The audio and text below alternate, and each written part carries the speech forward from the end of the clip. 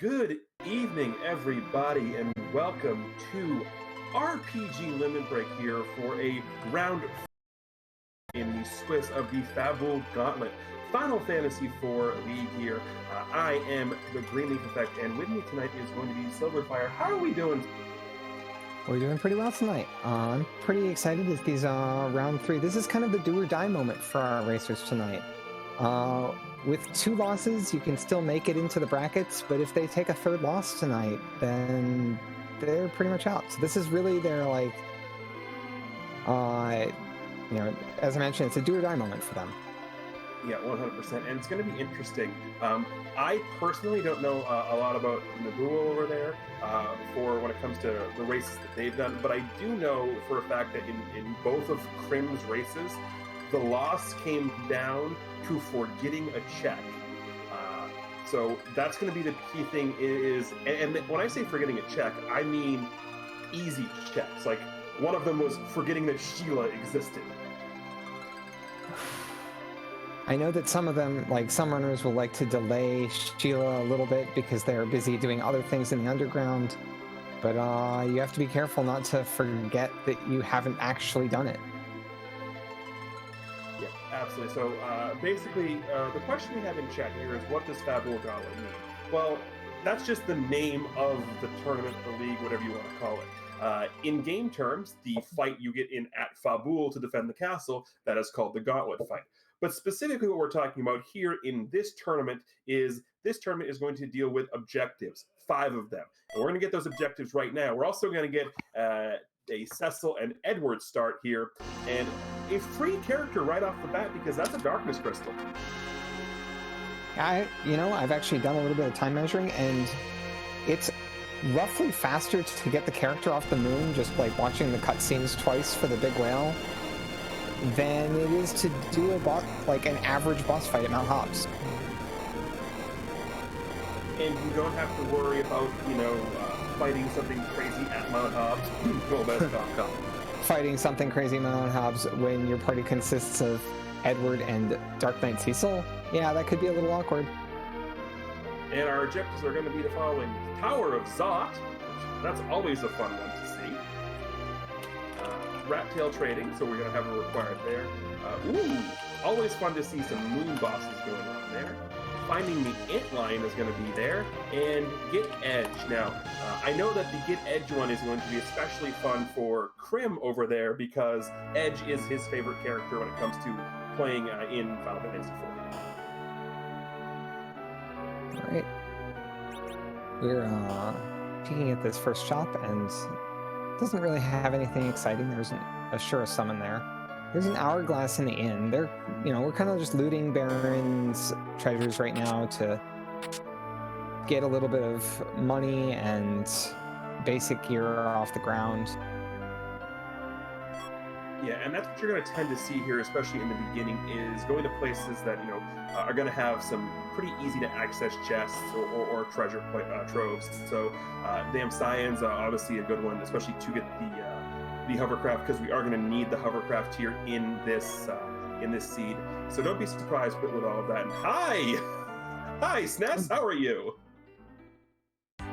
I hope that isn't like. Yeah, it looks like that's a hard reset by hardware issues. So hopefully that doesn't plague our race tonight. Yeah, it shouldn't. I mean, that's going to happen. And the good part there for Crim is it's super, super early on in the race, like literally 2 minutes in. So it's not going to be the biggest of worries there. It is a worry if you tend to forget to save, which I know Crim has a tendency to do every now and then. I know watching him do this, I'm having to remind him constantly, save. Yeah, I've gotten into the habit, and it's a pretty, generally a well-recommended habit to not only save, but to always save in the next slot down so that you can backtrack to a previous save if you need to, which can allow for some useful things such as, like, saving outside of Sealed Cave and then going inside, seeing what the item is, and then resetting back to outside or resetting to the save point if it's just a boss fight that you messed up on the first time. And and Nubuo over there is going to go ahead and make his way up to the moon to get the free character, taking the big whale.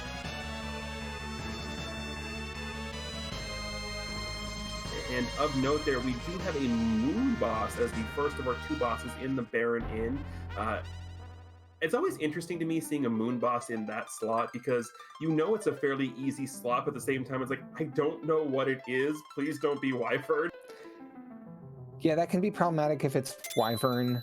It can also be a little bit problematic if it's Ogopogo, just because it means it's sending you into that second fight with very low health.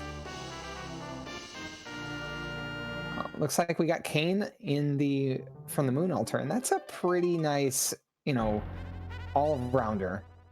Decently strong early game. They have that Assassin Dagger from the grass in Barrentown, which, it's not ideal for Kayn, but it's a weapon that he can equip. Yeah, and the other thing with Kayn, keep in mind, is we're going to be going around, and there's going to be a lot of, boss fights now. I know it's not necessarily the greatest, but being able to just jump Valvalis out of tornado form is always something, it gets overlooked a lot, but when she's in that tornado form, she's very hard to deal damage to. So being able to get her out of that, especially with a party that's very physical oriented without a lot of magic right now, like this one is, not something to be overlooked. We have Bacchus Swines on the moon, and Nubuo sells off just about everything to buy a handful of those.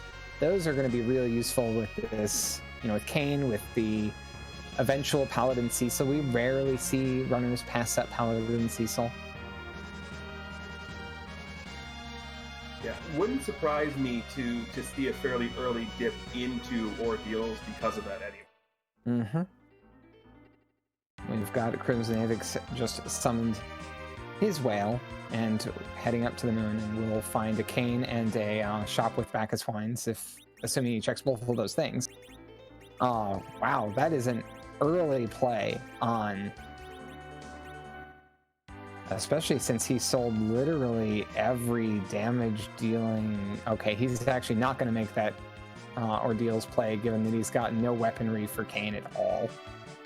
Yeah, I think if we keep the Assassin Dagger there, we might go for it. Yeah, even then, that's not exactly a strong weapon for Kayn, so I can understand going either way with that. Crim also going to pick up some Cure 2s, it looks like, as well, up here at the Lunar shop with the naming. Oh wow, this is quite the gift on Mount Hobbs here. We have the Mist Dragon, as well as Quake Kid, Palom. I mean, you can't really ask for much more here in this scenario. D-Mist is going to give us access to another item, and having a mage here, even if it is just an early Palom, is huge right now. I mean, Palom gets powerful pretty much after his very first fight. Once he gets those Ice 2, Fire 2, Lit 2, it's like, okay, yeah, I can fight early bosses very effectively. And with Virus at 18 and Quake at 23, like, he's you're really generally happy to see him, no matter how early it is or how late it is. He's got a fairly consistent power curve throughout the game. Yeah, which is definitely interesting for a game of this caliber when you're coming to randomizing it such as this, because in the regular game, you're getting people at the level that you're supposed to get at that point in the game. Here, they show up that way, but you could start with a Fusoya, for example, which means, oh hi, early game is broken because you're supposed to get Fu as the last character. So that's always interesting to me with the characters showing up like that. Mm-hmm.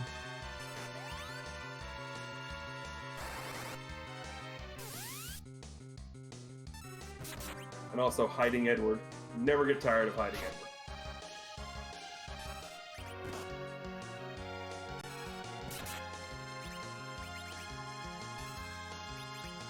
After getting up a couple of those bluffs during Mist Form, Palom's doing some pretty reasonable damage here. Like, 100 damage a hit isn't anything to write home about, but it's enough that this fight will go down. crimsonavix, on the other hand, opens the boxes in Damsey and gets a Wind Spear, which is bit of an upgrade for Kayn. And a Drain Spear, which is a sort of an upgrade. I mean, it's a grade, right? I'm not sure if it's up or down or sideways, but it's a grade. I mean, it is certainly better than a spear. Yes, I mean, although I think the best thing we got out of there was probably the headband. Yeah, the headband is, you know, strength increasing equipment is never something you're sad to see. No one right now, especially with the physical nature of this party, Kayn, Cecil, you're definitely happy to see.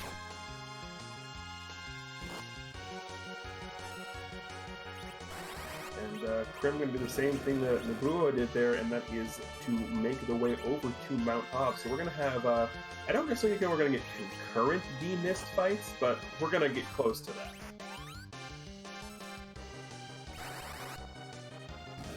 On the other hand, we do have substantially better equipment on Crim's side because, you know, hasn't sold off literally all of his equipment. I would like to point out, by the way, that this, I didn't see it till he's on the menu. Crim is 100% trolling me. I would like everyone to look at the name of Edward when we get into the fight now. I just want everyone to take a look at Edward's name on Crim's side when we get into this Misty. Oh dear.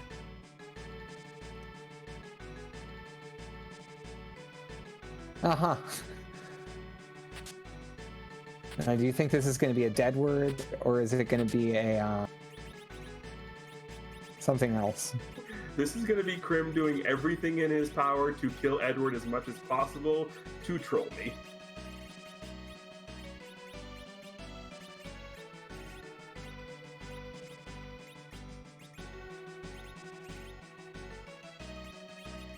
But with the Assassin Dagger on Edward and the Wind Spear on Kayn, you can see this D-Mist fight going a little bit easier here for Crim, doing much more damage.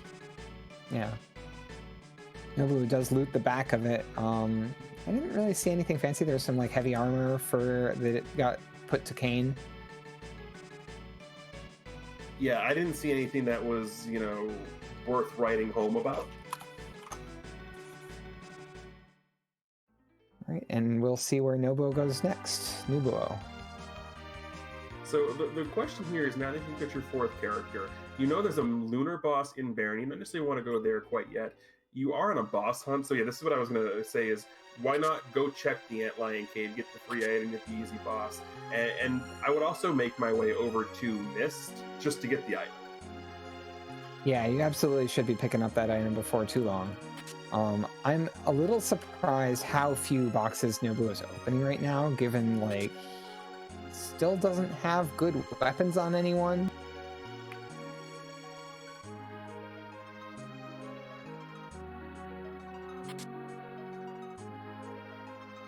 So Crim opting not to take the chests deep into, or in Mount Hobbs there, so that's going to get back a little bit of the time that he lost with that hardware issue. So basically runners right now are basically in that sort of neck and neck type of phase. It's going to be interesting to see if their routes diverge eventually, where they do diverge. Yeah. It is worth noting that like Crim's Mist Dragon fight took substantially less time than what Nubuo took, largely because of just having better weaponry. Like doing 50 damage at a time is pretty slow. Yeah, and it's one of those things where when you're playing a randomizer like this, the early game weapons don't get a lot of love because, you know, you have the option of picking up something, you know, crazy, you know, like a Holy Spear or something like that very early game. So a lot of times the early game weapons don't necessarily get a lot of love, but as you saw there with what Crim did, having the Wind Spear on Kayn made such a difference. Absolutely. And the Assassin Dagger on Edward as well, like that's, you know, it's not an endgame weapon, but it's still substantially better than starting equipment. Looks like we have the Dancing Dolls down here. Do we have any? Look, I see a Firebomb in Crim's inventory. That could be useful. We could also just like have Palom do an AoE tier 2 spell. Looks like Nubuo is going to use that Hourglass. This is kind of a, you know, that's a you're trying to save it, but like where you choose to use that hourglass, because these have become pretty precious. Yes, that is definitely going to be very interesting to see. And we have the something you don't see too often. That's the use of the darkness ability on PKC there. So that's something you don't see too often. Yeah, really.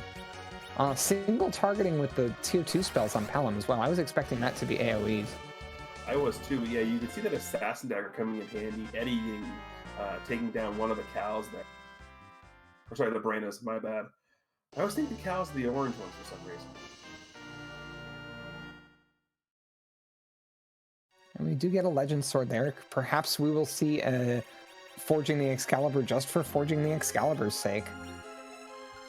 I mean, you're pretty much going to have a Paladin Cecil, so if you have the Adamant, why wouldn't you? Yep, and we see Pelham's Fire 2 just takes out the rest of the dolls there. So crimsonavix hangs on to that hourglass.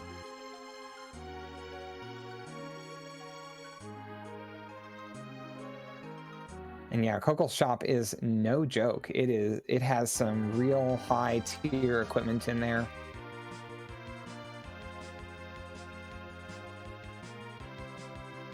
So now it's going to be interesting to see where our runners end up going next. Like I said, this is just me, I would be 100% prioritizing getting the item from Mist first. Yeah. This is another high priority, is to get Paladin Cecil to be a Paladin, because Dark Knight Cecil doesn't really do a whole lot. crimsonavix is going to do a quick save and peek at the boss at Octomam spot. If this is Antlion, it's not Antlion. It is. It looks like Pain Man. It is Pain Man. Pain Man takes a look at himself in the mirror and leaves. And this is why you don't go chasing waterfalls, everybody. Yeah, we really just should be sticking to rivers and lakes, shouldn't we? We really should. Also going to go in and take a quick peek at the D-Mist boss fight. And then I wouldn't be surprised if we just went from here directly to Mist proper. Oh, that was that was the Fabul Gauntlet in. Oh, but wait, is crimsonavix? Did he pick up Rydia's Malm item? No, he's about to. Okay, I was not expecting him to fly the airship away and then come back. We have Asura here. I believe that there's an Elven bow, but no arrows around. I think there were some mute arrows. Oh, okay. Mute arrows would be wonderful here. Double Starveiling is another way. Oh, we have a hook. I love the hook route. It, especially with the darkness crystal, like it can force, runners into a really interesting decision of like, do I want to try to get underground? Do I try to go do something on the moon?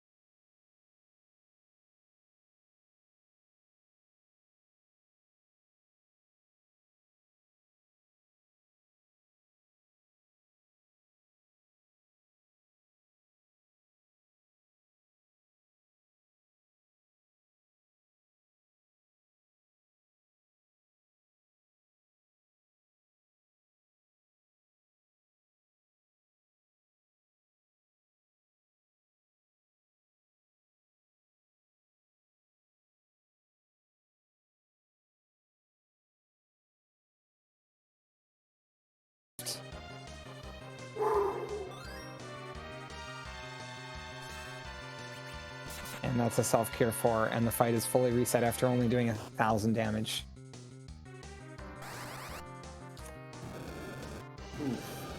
Yeah, this is pretty much not going to go well for Nubuo at this point. I would actually reset out of the fight at this point. Yeah. Yeah, there it is. Crim over in Troya picking up some Star Veils for sale, so we know those are going to come in very handy very soon. Yeah, you do get a couple of them in your starter kit as Nubuo was using, but they run out. crimsonavix is going to head to Fabul first before going to Ordeals. This is actually something I've seen occasionally runners skip when they have Dark Knight Cecil, specifically, just because they want to get their Paladin online as soon as possible. But on the other hand, you know, this is a much easier fight than the fights up on Mount Ordeals.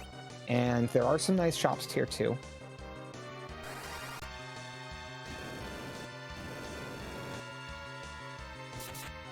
Yes, we got that reflect strategy going here, and we are going to start reflecting our spells onto Asura round 2. Yeah, I think that this time we might also see Nubuo immediately go for the Bacchus Wine, knowing that he needs that additional DPS out of Kayn to... Also, yeah, no, I agree. This is a CPU fight, is not everyone's favorite, but with Kayn in the party to jump on the CPU, it shouldn't be too bad, I don't think. Also, the parade of orbs charging at you is hilarious. That is true.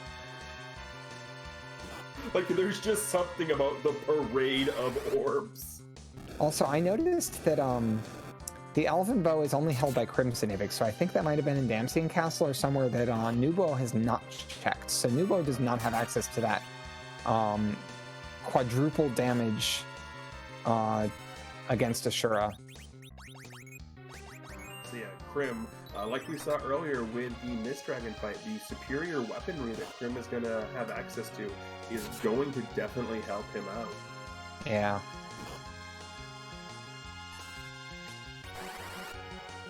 But anyway, we were mentioning earlier, speculating on the whole Hook and Darkness Crystal divide that we have going on this seed, and one of the we were kind of like debating, what do you do when you have this, because there's a lot of options.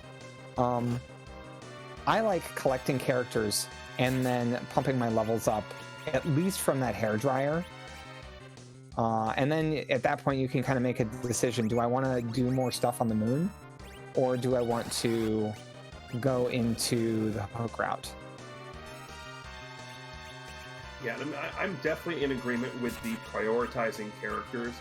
I want as many characters as I can get my greedy little hands on, and we have a Luca key from the King of Fabul.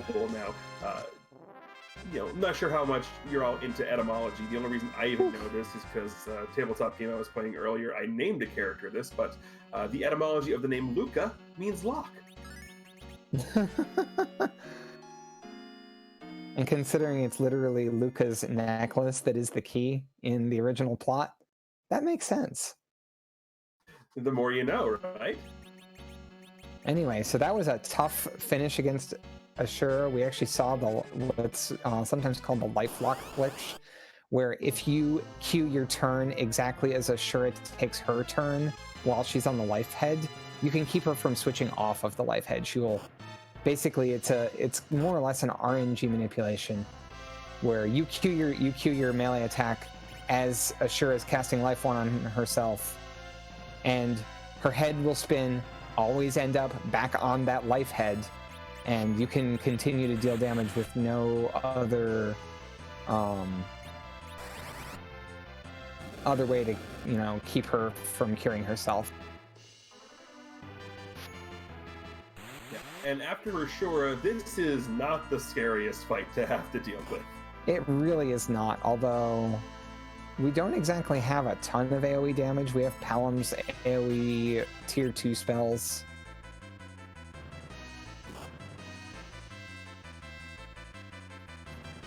But Crim is definitely going to have an easier time. As you said, if for no other reason than the quadruple damage with the Elven Bow. Yeah, Edward can be a real threat early game with a good bow and arrows. And I think it's important not to miss that. So even though Crim has actually done a couple, like, detoured a couple places, I think that by the time, I think that he will be overall ahead by the time that Non-Ordeals is done. Yeah, I mean, look at that, 1,000 damage from Eddie. That's not something you're seeing, even in the vanilla game when you're using the Dancing Daggers, you're not seeing 1,000 damage from Edward. Yeah, on the other hand, Crim did not set up any reflects, nor did he set up a that life lock glitch that I referred to. So, okay, it looks like he's setting up the reflects now. Well, we didn't see him because of the hiccup there, but he already did set up a star on Palom round 1. I mean, what I did see is I saw the one Cure 3 hit Asura, but yeah, you're right. We didn't see the original. So Asura should now have reflect on her. Yeah. Okay. We have adamant. Forging the Excalibur. Forging Excalibur. Here you go. Here's some adamant to go with your Paladin Cecil and Legend Sword. Yeah, but you can see right there that Elven Bow with Edward making a huge bit of difference. Crim having a much, much easier time with Ashura and Water Hat. Some assembly required on that Excalibur.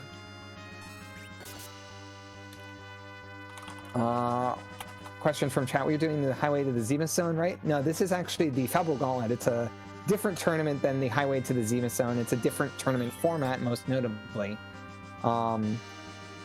Major differences are we're using a Swiss 1v1 format instead of a groups of 4 format. And we're showcasing these new objectives that are a new feature in the 4.0 version of Final Fantasy IV Free Enterprise. Oh, okay, yes. But in terms of the Highway Forge, in terms of that V1 style that we were playing last year for Highway, we'd be in go mode. I mean, yeah, nothing wrong with that. And now I've got the song stuck in my head. Thanks. Yell a bunch of jerks over there in chat. Looks like crimsonavix is valuing the XP from the officer here. Because he actually went and cast a stop on it. I mean, yeah, you know he is when he's life glitching as well. So yeah, it wouldn't surprise me. If anything, this XP is more for Palom and Kain than anything. That makes sense. I mean, Edward to an extent too at this point, because as we mentioned, like he's no joke with that Elven Bow. Yeah, no, but he's definitely not keeping Edward. He is not a big fan of Edward, as you can tell by him giving Edward my name. He's doing that to troll me. I can tell you right now how he feels about Edward. But I would specifically say Kain and Palom here in this fight, because I know the way he tends to play at the end game. He wants to go. He wants to be as berserked as possible in the Zeromus fight. So getting Kain those extra levels, definitely something you're going to see him wanting to do. And as you mentioned, between Virus and Quake fairly early for Palom, the more levels, the better. Yeah, especially when they're looking at an early hook route. You really want to get to that Quake before you have to deal with whatever's up there at minimum. This might get him Virus. Which is the second best sound effect in the game. That is one way to describe that ear piercing. The best sound effect in the game is Porum smacking Palom in the head.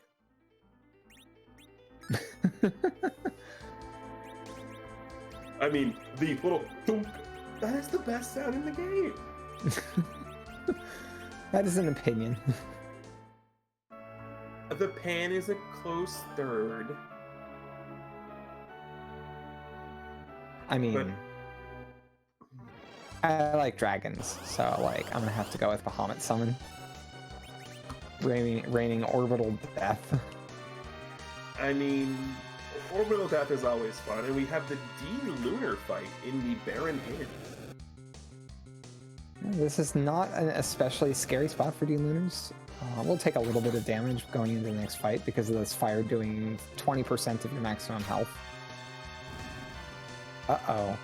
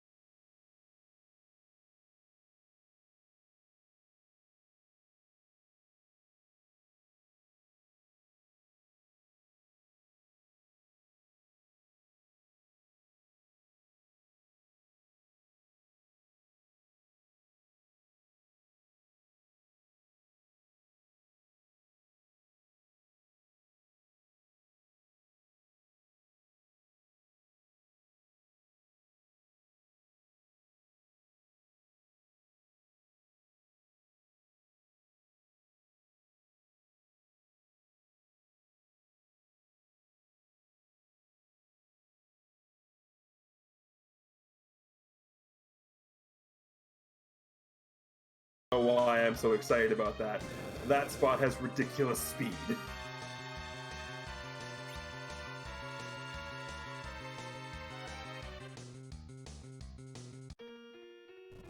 Looks like, with some shopping in Mysidia, we find cabins, which is a pretty nice find. And we're probably going to see crimsonavix head up to the moon soon, is my guess.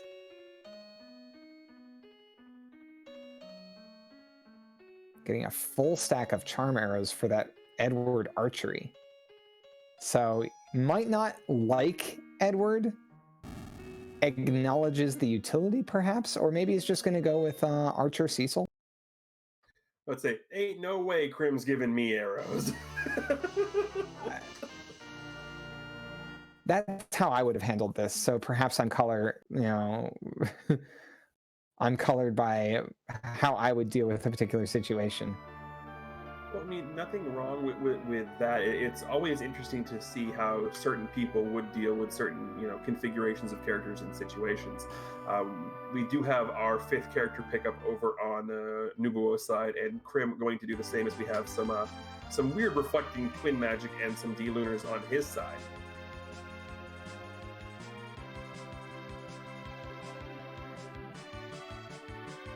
And, as I mentioned, we already see Virus here. But we're just going to do an AoE Fire 2 here. Note that Virus is actually instant cast speed, so I would have gone for that instead. Yep. Also of note, the pan was the item that we picked up here from the Baron Inn. So that means it is going to be one-stop shopping in the Sylph Cave. Now, we were mentioning how much you love the pan sound effect. Those fairies really love the pan sound effect. That is true.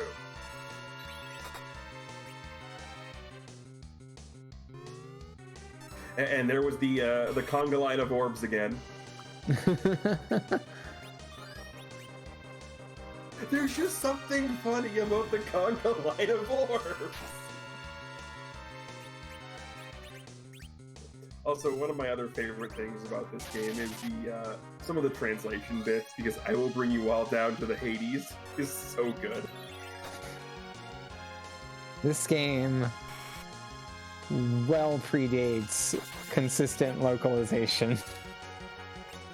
I mean, if we're talking about that, then, since we're talking about localization in Final Fantasies, with Final Fantasy VII being on everybody's lips recently, if you haven't looked at it, go ahead and look at the original Final Fantasy VII.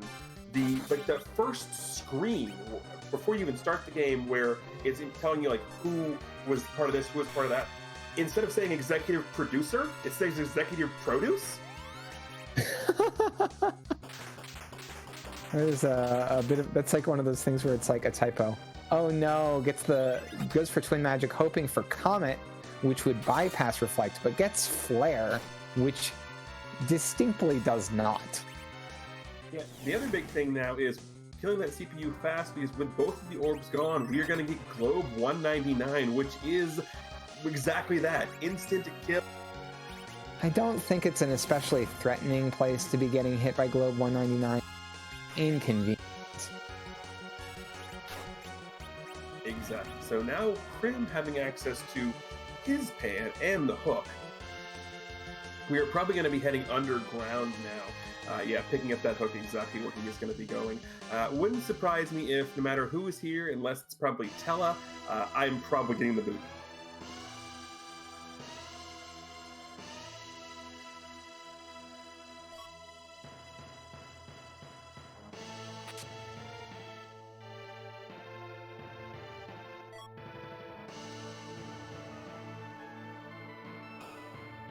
So here's the question. Going through with the 5 character levels you have them, if you run into the one trapped chest here, do you fight it? Probably. We're pretty close to Quake on Palom. For Crimson in particular, we already have Virus, which is level 18. Quake is 23. And that's generally the point where I am happy going to fight whoever is at the Rubicante spot. Nice, and we did have some coffins here in Ebwa. So. We have some fancy weapons there too. Gungnir Spear and Charm Rod are both real nice.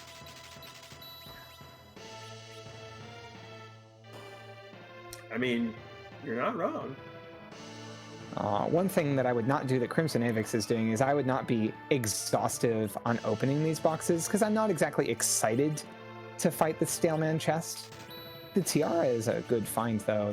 That's a very hefty amount of defense and magic defense for Porum.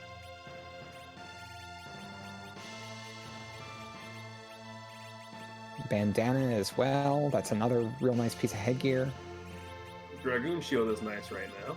Yeah. Here's that trapped chest. Well, the big thing is, Crim does still have that Hourglass 1 that Nubuo used on the Calbranas.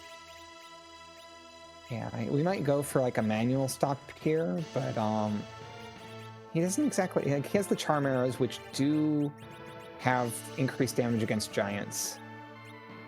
He is going to go for a manual stop instead of using up that Hourglass, and perhaps saving it for the Mad Ogres or something similar. Well, we did stop one of the Stalemen. And the second one is almost dead. Yeah, but so is his team. Fight is going real poor right now, and that stop, when you cast it manually, does not last very long. I'm expecting this to turn into a reset. But that wouldn't surprise me in the slightest here, and we are going to get another check of... I can never remember the town's names. Kaipo? Thank you. I know the name of it, I just can't remember the name of it. Interesting to pay attention to whether Nubuo will check who's in the bed. I mean, you're here, you might as well. You should, but looks like he's not going to. And you should, for no other reason than you have a character you need to get. Yeah, especially when there's a character hunt. That is valuable information.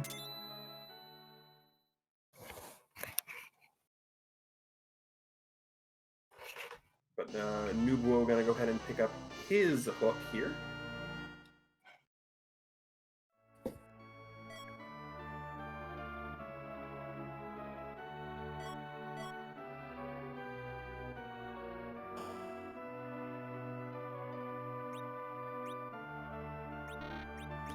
It'll be interesting to see whether crimsonavix opts to skip the stamina chest. They're actually not that great at XP of like the trap chest that you have available now. The Mad Ogre one is like more than twice as much XP and gives you more opportunities to life glitch.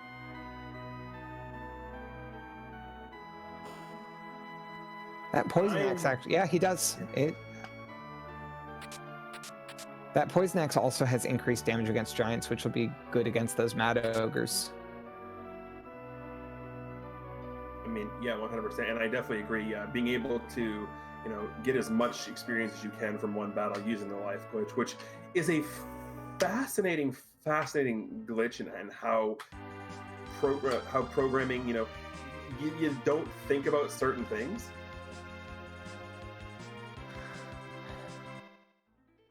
Well, here is Rosa, and we do have some archery gear on us. We have some, it's interesting that we have Porm in the party, and Rosa will not make Porm get benched for now.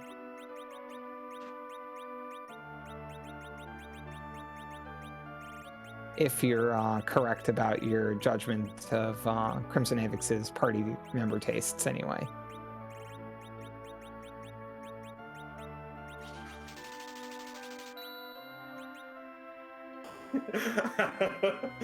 No doubt in my mind that was happening. Oh, and we found a second TR as well. So both of our ladies in the party here get that wonderful piece of gear. Poison Axe goes over to Cecil, and the Elven Bow and Arrows head to Rosa. So she will be a pretty reasonable archery character. Yeah, but one thing to keep in mind here, as you just saw, we have ourselves a moon boss. So all full sail ahead for something fun at that spot. That's something. I do think that this Mad Ogre chest will, yeah, he's definitely going to go for that. If it's Wyvern, though, we're in a tricky spot. Yeah. Like, even with getting up a Star Veil, I don't know that we'll have the speed and stuff to keep afloat on a Wyvern fight with like dealing with those nukes coming in. It could be, oh no, you're right. You're right. It can't be Wyvern because of because we have the safety on. Fair. Wyvern and Golbez cannot block access. Yep. I often play with that off when I'm playing on flags that I design, and given the already having access to the moon, like that can throw things for a loop depending on what your seed options are like.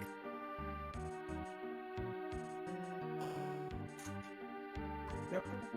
We do know where DKC is. DKC is simply in the Octomem spot.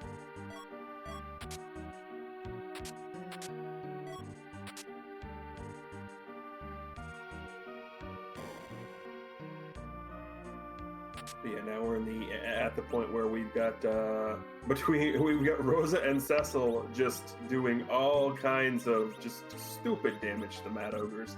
Kane throwing off a life glitch, so there's gonna be all kinds of experience coming our way from this one.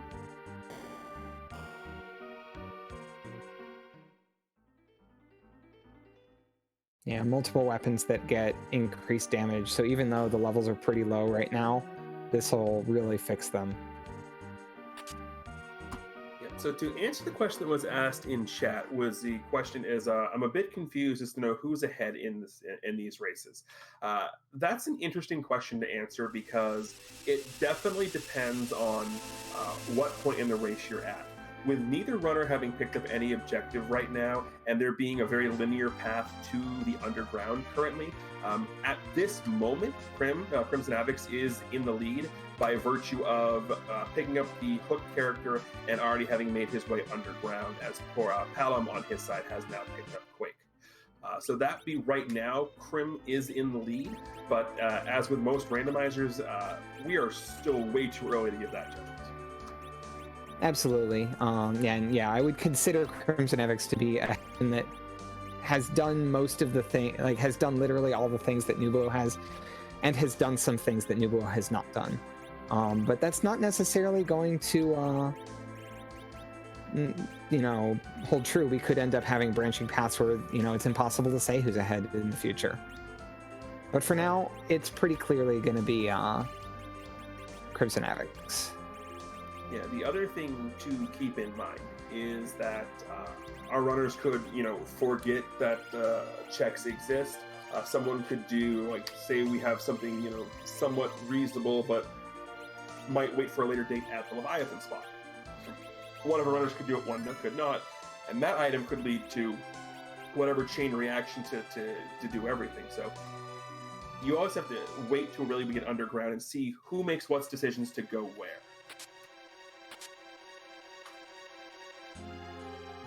And it looks like we have double moon bosses here at the Rubicante and the King and Queen Evelyn spots respectively. Yeah, Ogopogo's a rough boss fight here because this spot does have substantial melee damage, and Ogopogo will counter magic aggressively. So we don't really have a lot of good options here. Yeah, look at that 700 melee damage.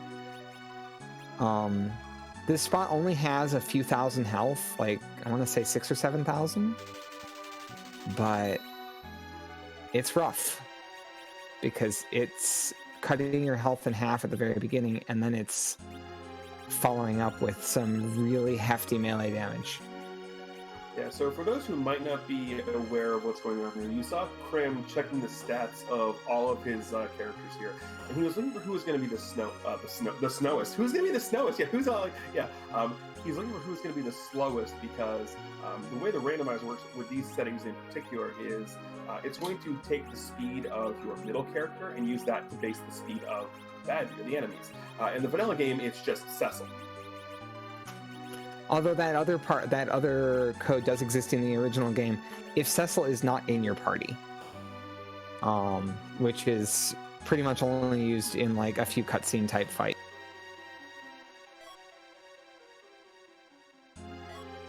Right, which would be like the first time you ran into Edge fighting Rubicante, for example.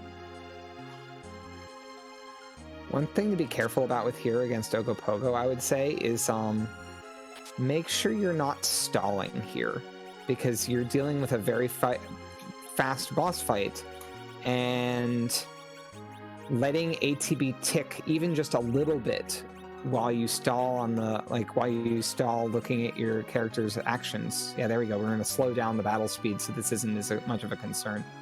Like you can't afford to let the boss get extra turns because of indecision or slow menuing. The other thing to think about here is if this spot becomes an absolute pain to keep going through, we do have the whale. So the potential to go to the moon does exist. Probably not the best idea, but it exists. I disagree. I think it's the better idea, personally. I said probably not the best idea. There are some other tactics that could get you through this fight reliably. Using these Bacchus wines makes a lot of sense to me here. At some point, I think that you just need to fire off a Quake on Pelham and try to finish this fight off regardless of the incoming damage, rather than trying to tread water with life potions and so forth.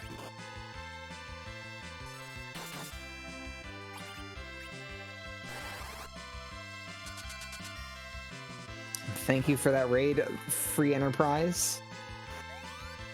We have a hook route blocked by Ogopogo right now. You're in for a treat.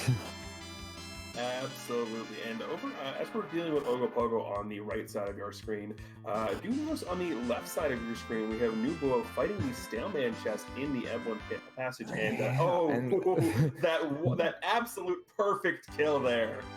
Yeah, perfect, exact damage. That was exactly what happened to crimsonavix on that chest as well. That fight is no joke.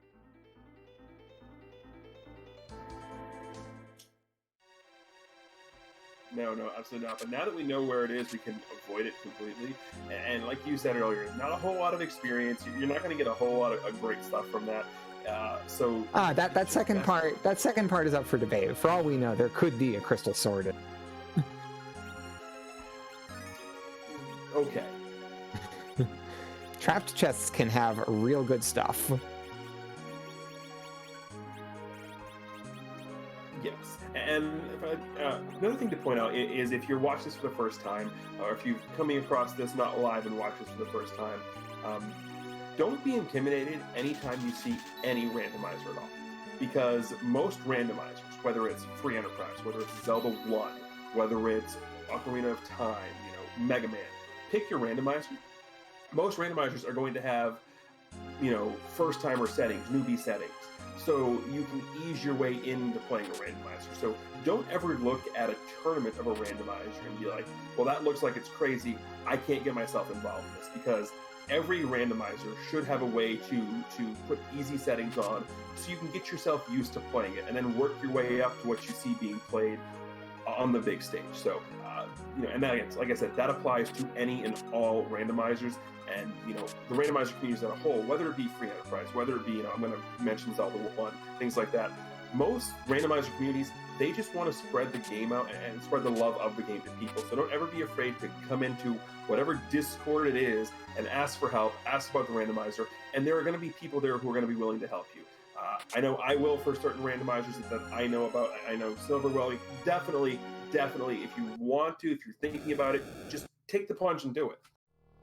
Yeah, I run more or less every one of the think of off my head at some level, and I love to teach them.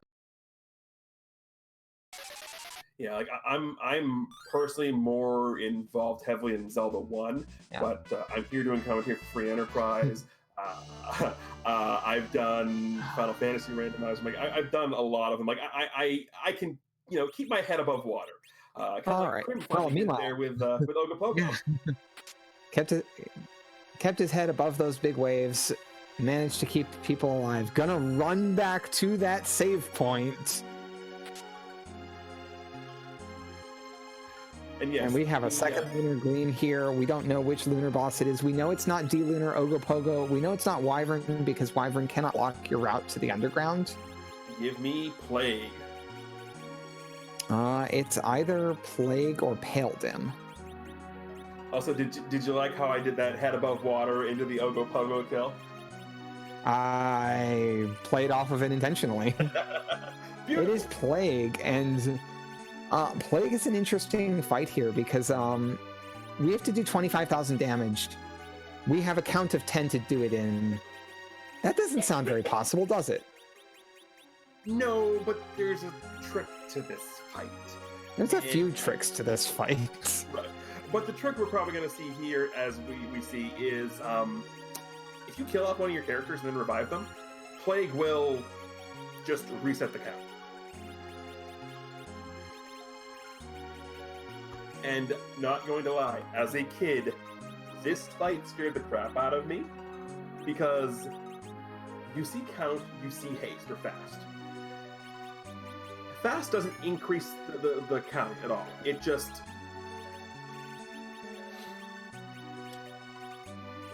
buffs you. Just buffs you. So you get the increased ATB time, but that's it. Right now, I'm actually worried. Will Plague have a turn before the count hits 0?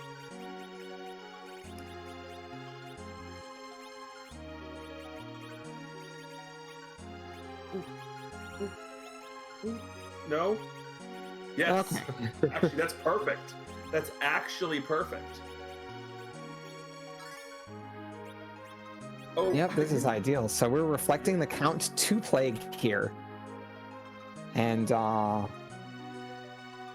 now, you know, Plague will die when the count hits 10. There's something like, there's some weird agility stuff that goes into like how fast the count counts on Plague.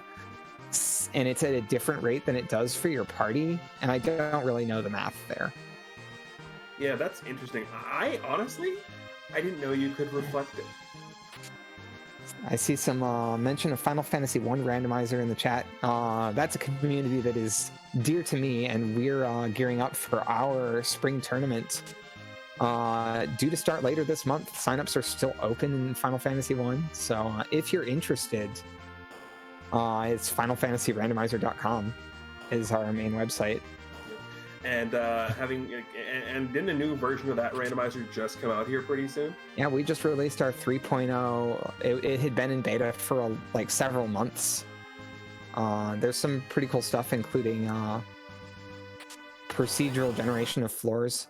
But anyway, I want to focus on this Plague here, and here we have the Nubuo also hitting the Mad Ogre fight as well. Nubuo doesn't have the hourglass anymore that we saw crimsonavix use on this fight, so this is going to be pretty tricky. I didn't see what he had Hallam cast there, but this fight is going downhill fairly quickly. Yeah. I think that was the piggy spell. Yeah. Oh no, was that a twin spell? Twin spell wouldn't be very here. Well, it failed. So piggy would just miss. Yeah, you're right. So that was a twin cast. The Mad Ogres actually have absurd magic defense. Not everyone is aware of that. I would be throwing coffins here in this position, not having hourglasses. Looks like this is going to turn into a wipe, though. Yeah. Meanwhile, Crimson is chugging away on this Plague fight.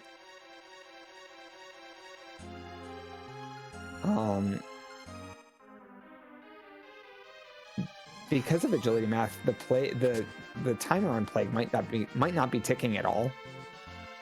It might just get frozen at 10 because of how much faster Plague is than your party. That's interesting. I know that's a thing that can happen, and I don't quite understand the conditions under which it does happen. I'm trying to... We're stuck at 0 here. Okay, Anti-Dale confirms my suspicion. When Plague is at relative agility 1, which means that he is 5 times faster than your middle character, then his count will not tick. See, that is something I had no clue about. I'm glad y'all are here to let me know what's going on, because I'm just sitting here like... Oh, interesting. So the way to get around that is to Silkweb or cast slow. Okay, but I didn't know you could do that part. So thank you, Antidale, with the knowledge there. That gets into some of the more complicated bits of how agility works in this game, because every enemy and every ally has their ATB relative to your center character. I don't think that there is a sufficiently fast character to put in the middle here is Impurity the cat. So just put a faster character in the middle. Well, what if there is no faster character? But looks like we accidentally let our characters count down to 0. We're in trouble. Yep. Of note, we did have some coffins being used over there on the Mad Ogres, which got rid of 3 of them. Yep, and I think that Nobuo is out of coffins at this point, but casts a stop on the final one, so the fight will be stable. He can just melee this down with the spears and poison axes, and then it will be off to see if Nubuo gets walled by that Ogopogo and by this Plague. crimsonavix pulls out a life to save the fight before everybody finishes dying. And that was crazy. That is really critical. Wow, like I saw that, I was like, oh, wow, like that was beautiful.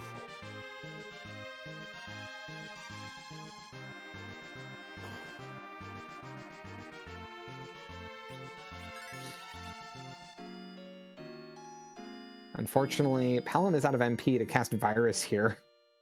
I don't know if he has any ethers. So it looks like we're going to switch to throw Dancing Dagger strats. I mean, not the worst strategy. There are worse places to be. And actually, the jump with Kane there works out interestingly enough. So when he doesn't have to worry about killing anyone off this time, Kane's count can expire, and then he can just life Kane.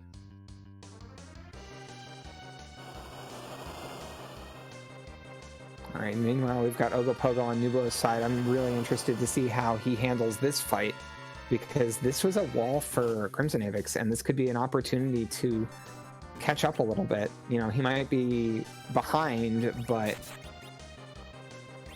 well, it doesn't look like this fight started off well. No, not when Kane is guarding the floor. No. I think the inferior equipment from more aggressive selling is biting him a bit. And Plague goes down. We have a sub-hour Rubicon boss kill. That is, like, at the point where I would say it's like, this is going okay if I were in crimsonavix's seat. Like, got a little walled by Ogopogo, but you know that that's going to be a very challenging situation to be in. Nubuo considering his options, opening that track menu. Yeah, but that was a fantastic Plague fight there from Crim, pulling it out basically, you know, on the brink of death with the last two characters on the 0-0 count. That was a fantastic. crimsonavix making a small mistake here in a boss hunt seed. You can go to the right of that room there and see who's at the top of the tower. You know, that could be information that it's Antlion and save you a bunch of hunting later on.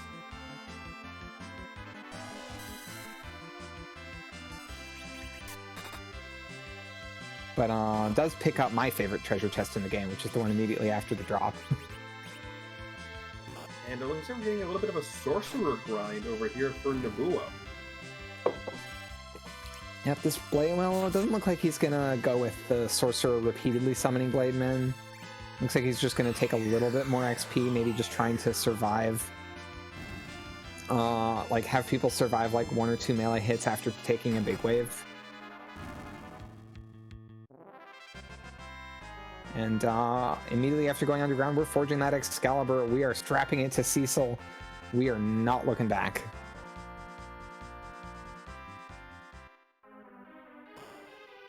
I mean, agreed, and we also gonna, you know, have access to the Coco shop as well. So there's nothing about this as it is a horrible choice.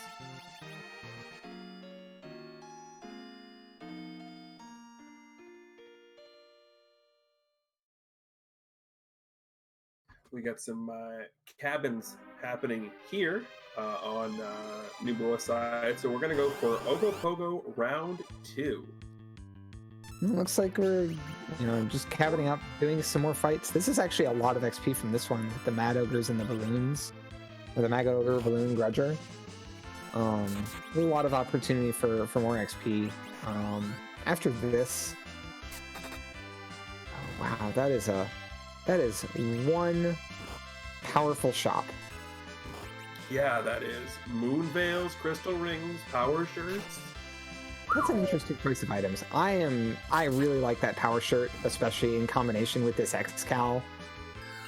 But you know, everybody has different feelings on it. So taking some more safety options with the Moon Veil allowing you to get on arbitrarily powerful melee damage boss because it makes you completely invulnerable to melee attacks.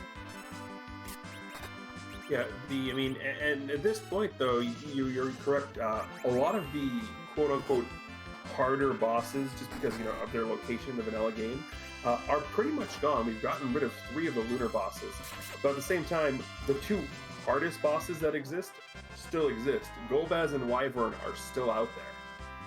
Golbez and Wyvern are still out there. Some other scary bosses, Kainazo, when it is in a high hit point and fast spot. Quick pause.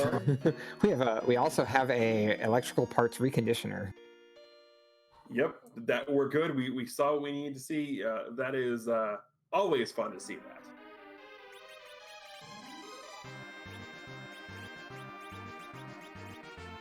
I think Zeus Gauntlet is only plus 10 strength, but both of them are things you're very happy to see, especially when you're combining them with a high power weapon. Because of the way that strength works in this game, it essentially multiplies, it determines the number of hits that your weapon is going to do. So every 8 strength or 16 agility, I believe it is, you do an additional swing with your weapon, and that part is scaled off of your weapon. So when that weapon is an Excalibur, every strength bump is big. Yeah, absolutely. And we have Crim making his way into the Land of Summon Monsters here. Speaking of monsters, doing some major. Ooh, but I hope that we saved before. Okay, looks like he bought an hourglass, but these warriors are going to wipe the party because everyone's at 1 hit point. Yep, he did save beforehand, though. Yeah, I don't dislike this chest, because it is a lot of XP. You can pretty much just quake it and it dies, and you could get something fancy. And sirens are a lot harder to come by on these flags than they might have been in previous tournaments. And, where you get your XP in lieu of sirens is a very real question. It's actually one of the reasons that I like going to the moon.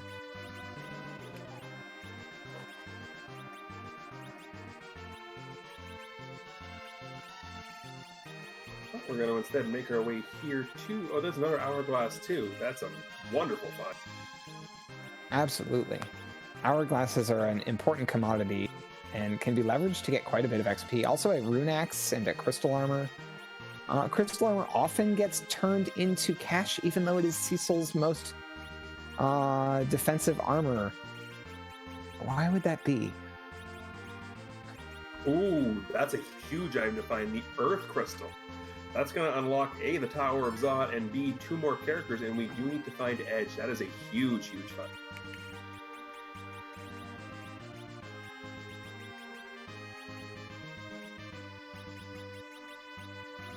Absolutely.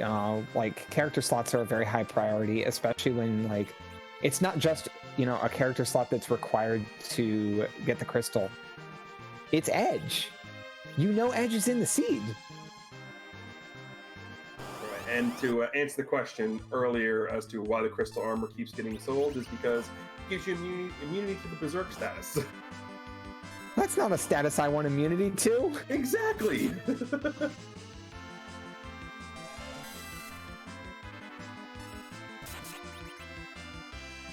That was one of the first questions I asked when I first saw this film. I'm like, wait, why are you selling that? That's the best art. Oh, that's right.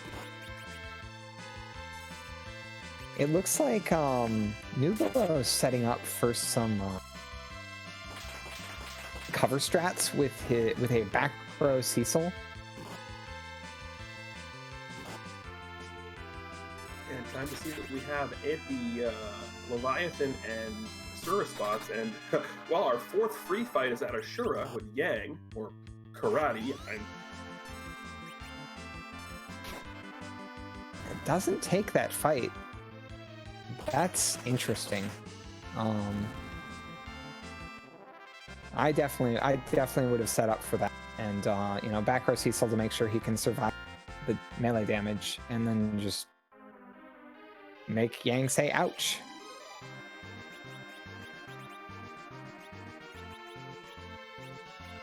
yeah, I can understand not wanting to do that right away. especially because you have access to the pan here to smack Yang. So you're going to be able to not only get the item from, telling Sheila where he is, but also the item from returning the pan. You have the Earth Crystal, which is going to give you 2 characters plus an item. I don't disagree with this line of play because this is a much easier line of play than it is to take out those 2 bosses right now. I mean, the reason I don't like it is because I never want to make that down to Fame Arching. I want to just leave Odin there to collect dust and come back never. And I feel a lot less comfortable doing that when I'm leaving both bosses behind.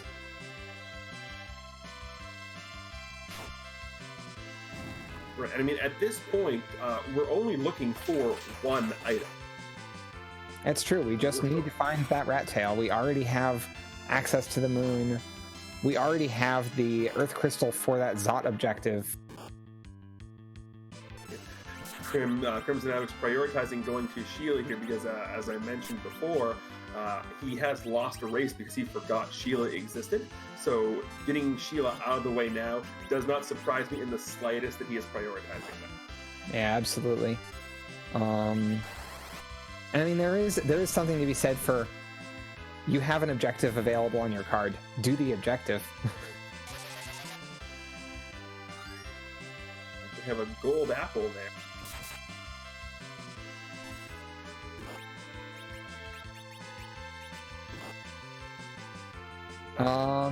Question in chat, is there a system regarding duplicates in the initial party and getting that character as an objective?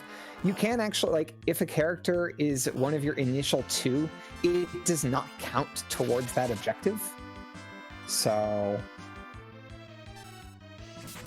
like, you just have to go find another copy of that character.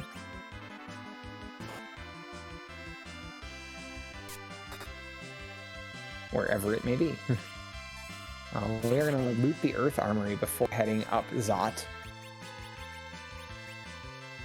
I mean, yes. These Mad Ogres over on Nubuo's side, not treating Nubuo with the, with the good respect here. As you can see, we have got a couple of twins taking a nap. Although, when you're 6 years old, nap time is always a good thing. I mean, when you're 32 years old, nap time is still a good thing. Well, this last one is falling asleep, so should be safe as long as this life spell goes off. Oh, unfortunately, Palom missing out on this XP, and that is critical. I don't know if this Palom has Quake yet.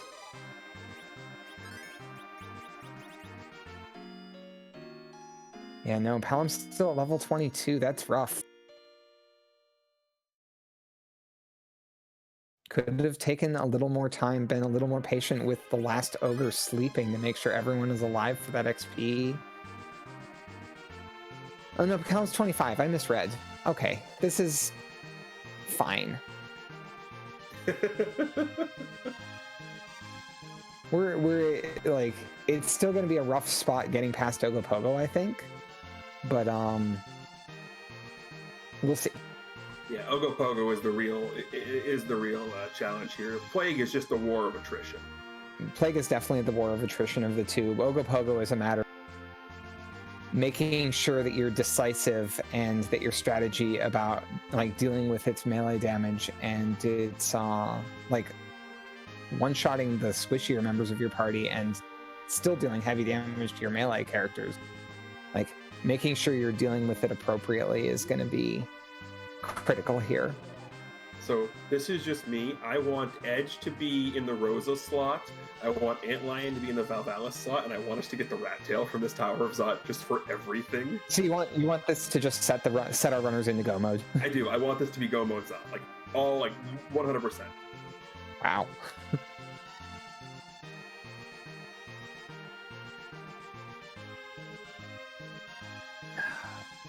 This is the second time we've seen crimsonavix pick a fight with a monster in a box with everybody still at 1 hit point. And look where he... And that is a lot of time loss. That is a lot of time loss. We also have... I'm not sure what's up with Nubuo. I'm not sure there's a potential forfeit going on, or maybe just taking stock and trying to settle down before a difficult challenge. You also have to factor in could be a bathroom break. Could be a bathroom break, could be a stress break, could be any number of things. Also, the thing to keep in mind here on Crim's side is he wiped back to here. So let's take stock of if he remembers to go back to Sheila a second time, if there was something there that we missed. Because we did not see the pan turn in. We know that telling her Yang is in the underground gives you a gold apple.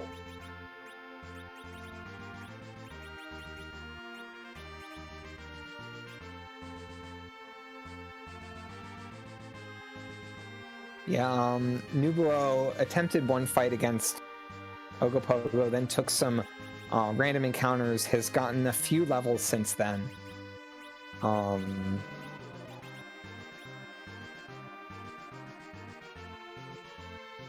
Taking a stock of his own character's agility. We have not seen a cursed ring in the overworld, to answer a question in chat. But that would make these fights substantially easier, allowing you to do what we call anchoring somebody in your party. Because everyone's speed is relative to the character in the middle. If you penalize that middle character's agility, you're speeding up the enemies, but you're also speeding up every other member of your party. And we're dealing with a spot where the enemies are already as fast as they can get.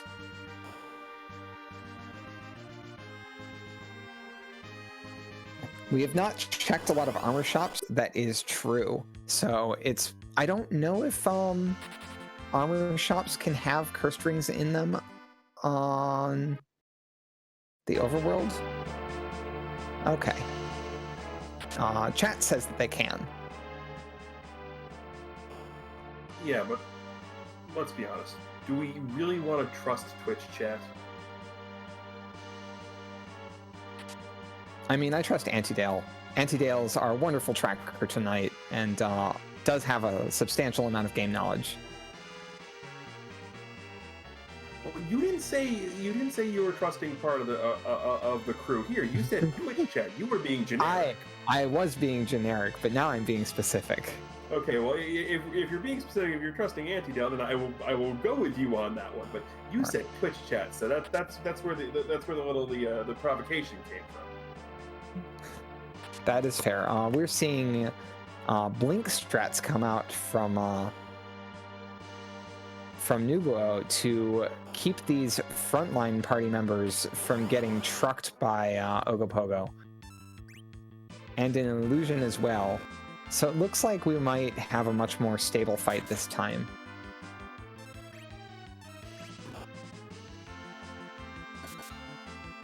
Stable is relative. I chose my words carefully. I have no doubt, but we're going round 2 against the Flame Dog here. With a fully healed party, it's going to be slightly easier to yeah. There.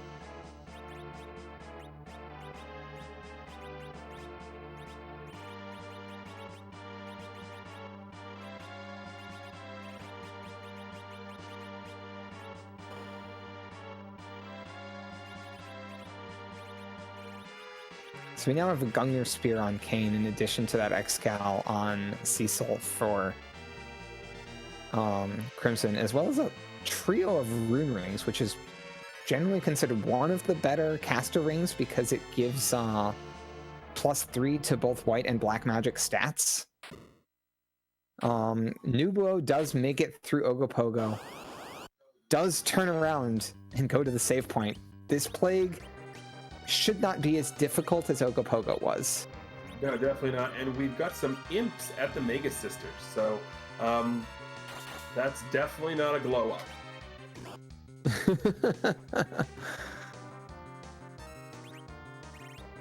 I mean, I'm not here to judge, but Cindy, Mindy, and Sandy definitely let themselves go a little bit here.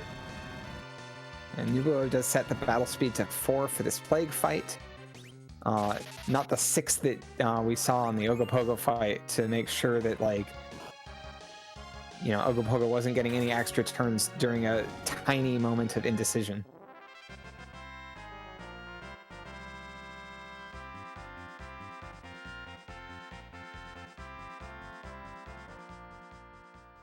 But yeah, Dark Imps go down pretty easily. We got a life glitch involved. We get some levels here, so they're going to scream horribly and die in a purple flash. I'm not sure why purple, but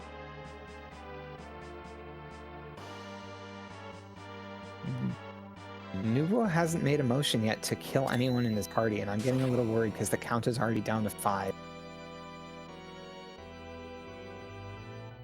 Okay, here he is. Here's a virus self-targeted. So we now know that who's going to be underground in the dwarf castle. That's going to be the Baron Guards, which is the quote-unquote 3 Yang.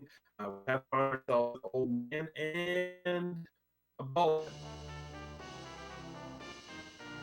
Meanwhile, we see Tella here, and Tella's gotten a lot of favor back in the community because with the sirens no longer easily available,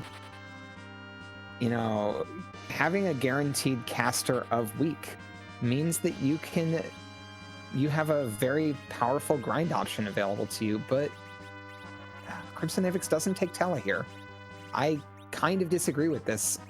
I'm in this position, I take Tella, I go say hi to a bunch of dragon machines, and I don't look back. Yeah, I don't know how comfortable he is with the D-Machine grind, so it wouldn't surprise me if we actually saw him go to the moon and do the King Ryu grind. Do we have any sirens in shops? I don't think so. I can't remember if we saw any or not, but that wouldn't surprise me the slightest.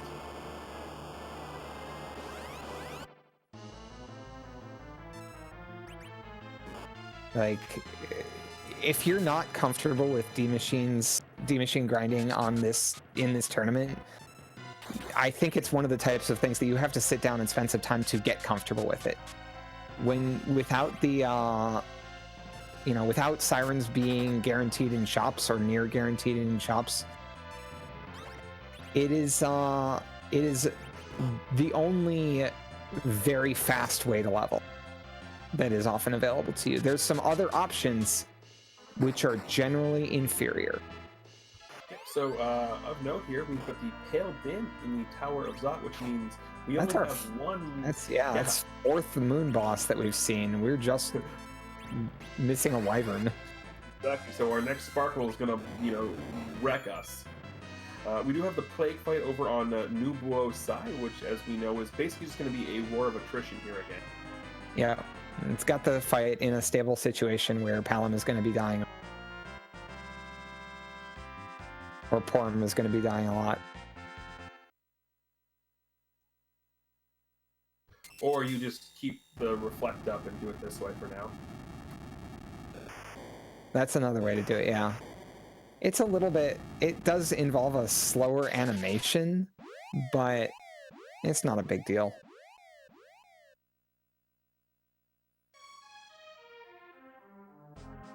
Nope, but with the completion of the Pale Dim fight, that is going to be our first objective of the match, complete Tower of Zot. And just because we got the Masamune doesn't mean we have the third objective. We still need to complete the altar. We do still need to complete the altar. We also still need to find an edge to slap that Masamune onto. And looks like crimsonavix is going to be checking this character slot at Dwarf Castle, hoping for edge, most likely.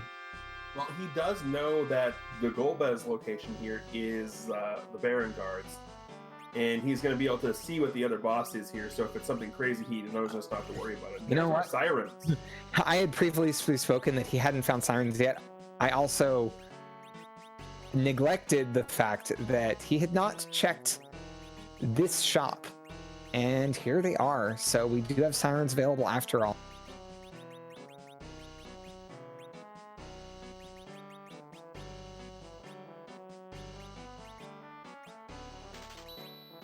and that's going to make the choice to not take Tella and do the D-Machine grind going to be paid off there. Like you mentioned, not necessarily the best decision, but we do get rewarded.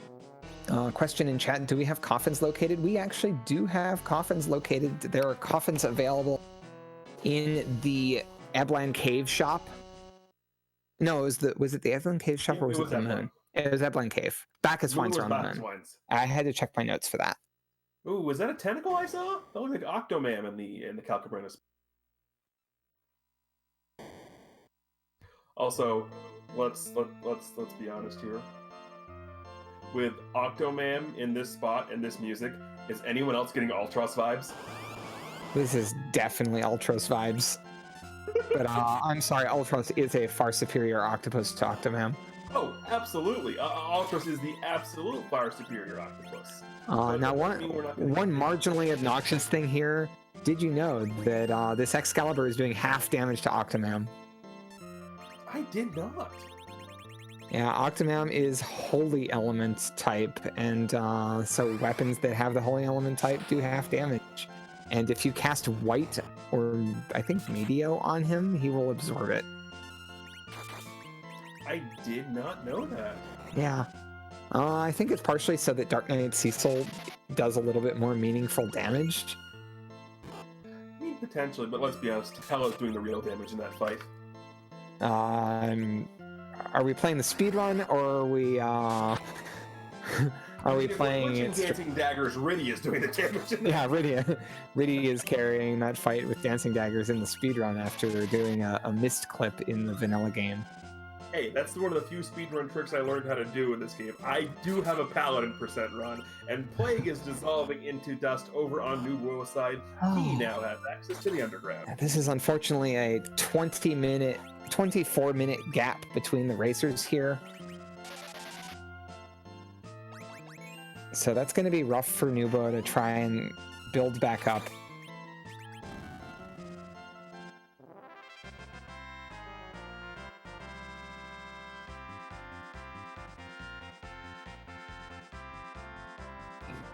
Especially because before this, unless you did a moon play, the seed has been relatively linear so far.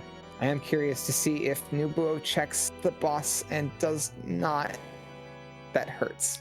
That really does hurt. And we went with Iridia. Well, that's not Edge. That is very decidedly not Edge. No, but we did get the good Rydia palette with the black hair.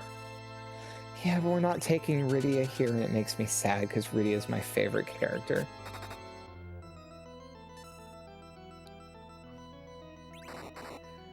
I mean, I will definitely feel bad with you, but it doesn't make sense to take her here. But we got the good palette, and I'm torn with you, friend.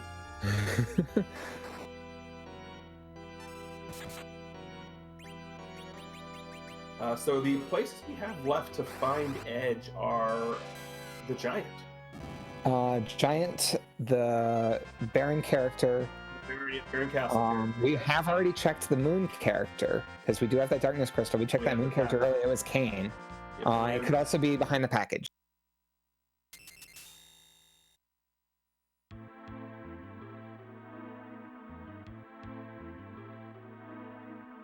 So this is one of the small little things that I just find enjoyable about the randomizer, is depending on the boss you get in the Golbez spot here, the hand changes colors. My favorite one is the Mist Dragon hand. It's a very misty looking hand. It really is. Nubuo is like turned in that pan immediately and is going up to say hi to Sheila. We get another Excalibur from the Dwarf King here. That could be throwing ammunition. It could just be cash.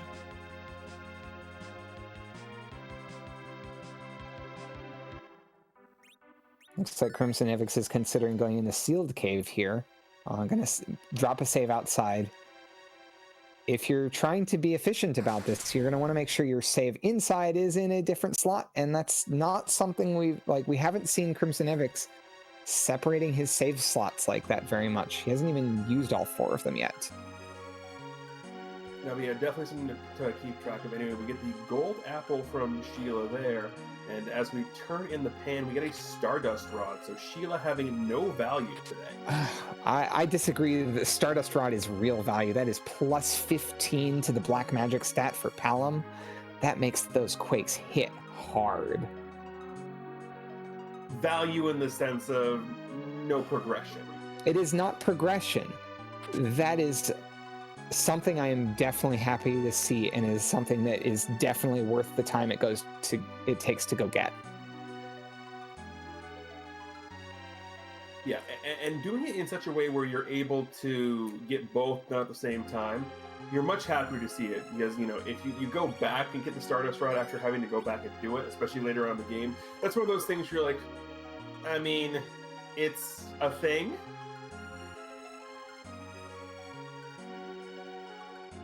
Nubuo also turning in that adamant now.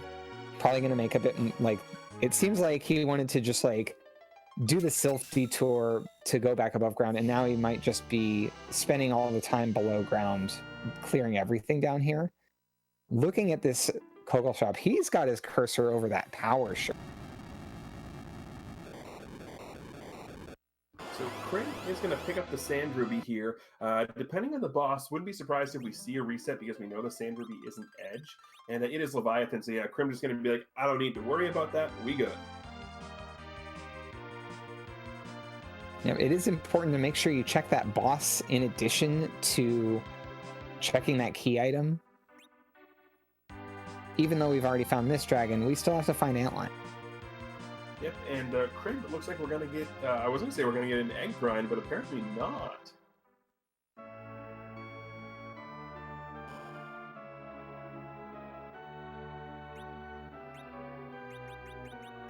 So the question here is, what play do you make here? Do you make the moon play? Or do you make the giant play? Or do you go back and kill the 2 bosses in the Fey March? So one of those bosses in the Fey March is not too tricky. It's sorry.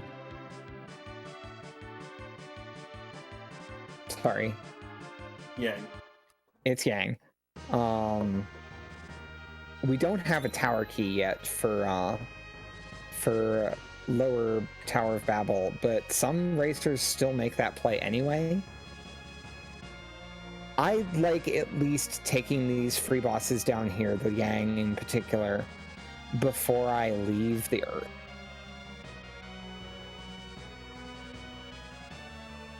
Because once you go up to the moon, you kind of commit pretty hard up to the moon. You are real far away from anywhere at this point.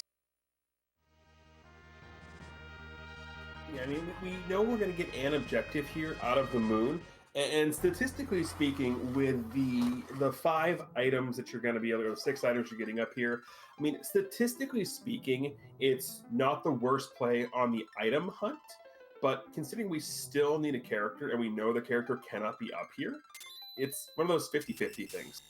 Yeah, exactly. I mean, that's another reason that I lean pretty hard towards taking Tella, doing some D-Machines, clearing the giant, particularly when you have to, you have to check that character slot at some point, most likely, unless you've already found Edge. Right. And it's getting more and more likely that that route could be necessary. We only have 2 other spots for Edge to be, right? Yeah, we have the Baron Key locked spot and the package locked. So 1 out of 3 for Edge to be in that giant. It's also a huge amount of XP to just kill the bosses there. Yep, and here is Crim doing the King Ryu grind. Yep, this is a grind that is definitely on par with the D-Machine grind.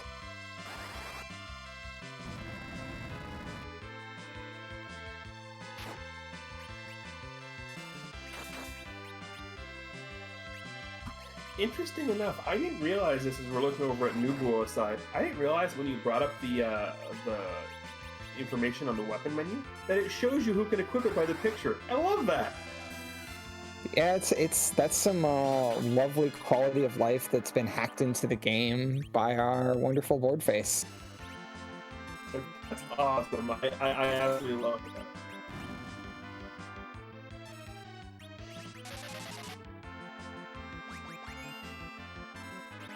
Looks like Nubuo's prioritizing getting Pelham to maximum damage.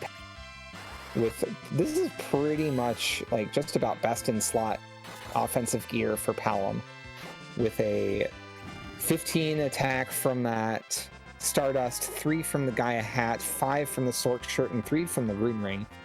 This is a massive damage increase.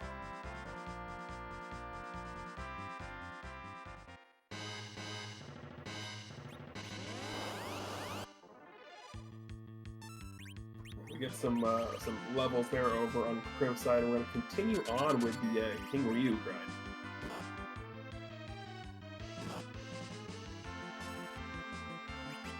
Yeah, so to address a question that was asked earlier, I think this is a much better time to bring it up. The determining the lead in a race like this. And the reason I bring it up now, and feel free to chime in and correct me if I'm wrong, because I usually am, but this is one of those situations where, depending on the decisions being made, we're going to be able to see a lot of who's in the lead and who isn't. If Nubuo decides to do what you were talking about, Silver, and take out Karate, and is rewarded with the Rat Tail, which is really the only sort of reward, or the package that leads to Edge, something like that, then that's going to be a huge boon, a huge feather in Nubuo's cap, as opposed to Crib, who, yeah, is going to have the levels from doing this King Ryu grind, but it's still going to be stuck being, well, baited by the moon here. Absolutely.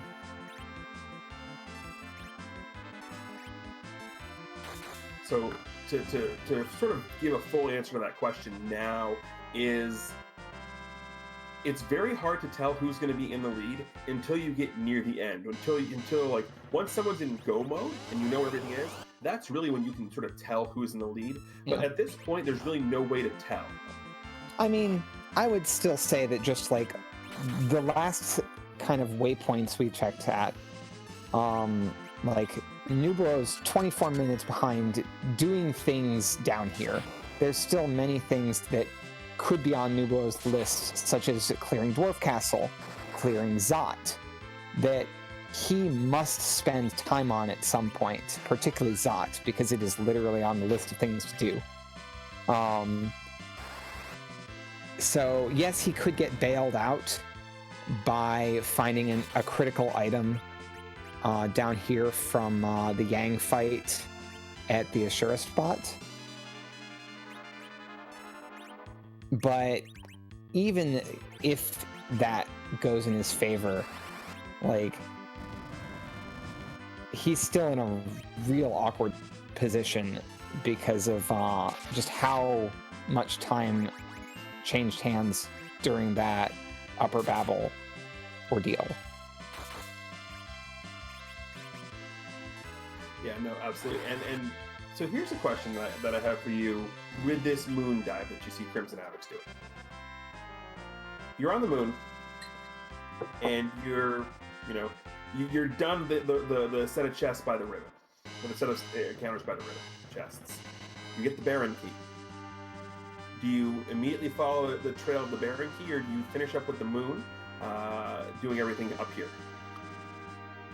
I would certainly want to. If it's not the Rat Tail, I'm not leaving, I don't think. Like, that was the same mentality I was under, but I figured I would ask where your mindset is, because you definitely play this a lot more than I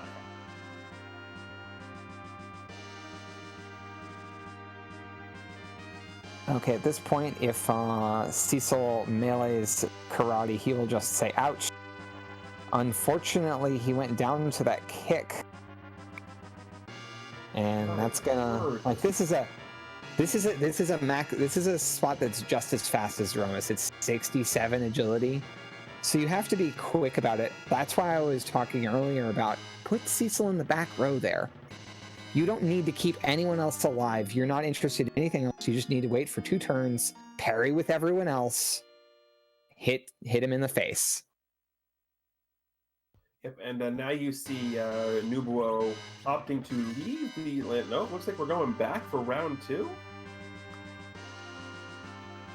But Crim is going to go ahead and start exploring the chests and stuff here in the moon. So we're going to head towards the final altar first, and then work our way backwards. And that is a critical pickup that Nubuo just turned around for, picking up that Earth Crystal. If that had been forgotten, that would have been real awkward. Yeah, this is another thing. It's like you have an objective on your list. You want to do it. We've got 5 Star Veils. This is a Bahamut. I'm curious to see how many Star Veils crimsonavix chooses to use here.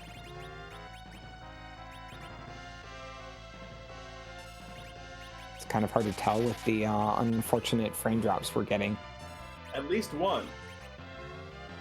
So 2 have been used so far, and a wall spell as well. So looks like he's gonna just try to keep everyone alive and then start doing damage. Maybe jump over the Mega Nuke with Kayn. Unfortunately, this precludes the manual casting of Berserk, which I'm not in love with. I would be berserking everything that can be berserked at this point, with Excal Cecil in particular. Berserk, with its plus 50% damage, in addition to that character, jumping the line, so to speak, in turn order.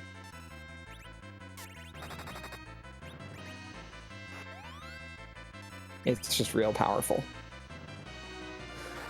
But damage output isn't really a big concern with Bahamut helping.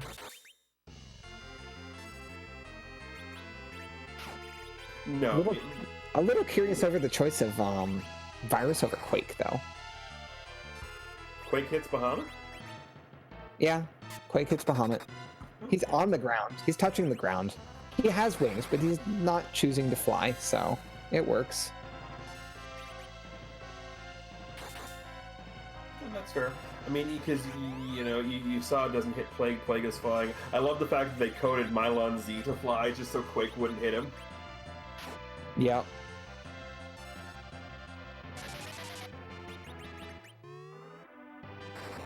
Refreshing a wall on Rosa, because the casted wall does have a substantially shorter duration than a Star Veil.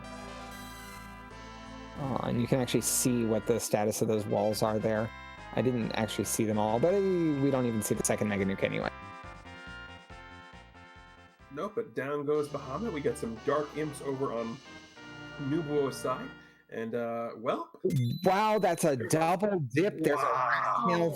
From the Masamune altar. That is why I've said so many times, you have an objective on your card, you should do that. Because you could get additional rewards in addition to doing the thing that you already had to do. And that kind of saves you from wasting time doing other things. Yeah, so with that, Crim has access to Objective 2. He has completed Objective 3. Now we just need to find Objective 4, which is going to be defeat the Antlion, and Objective 5, which is get Ed.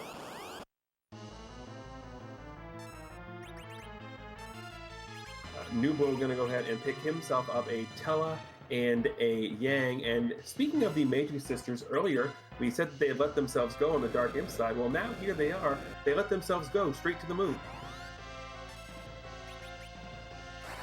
This isn't the scariest spot for them to be at. It doesn't have a huge amount of magic power.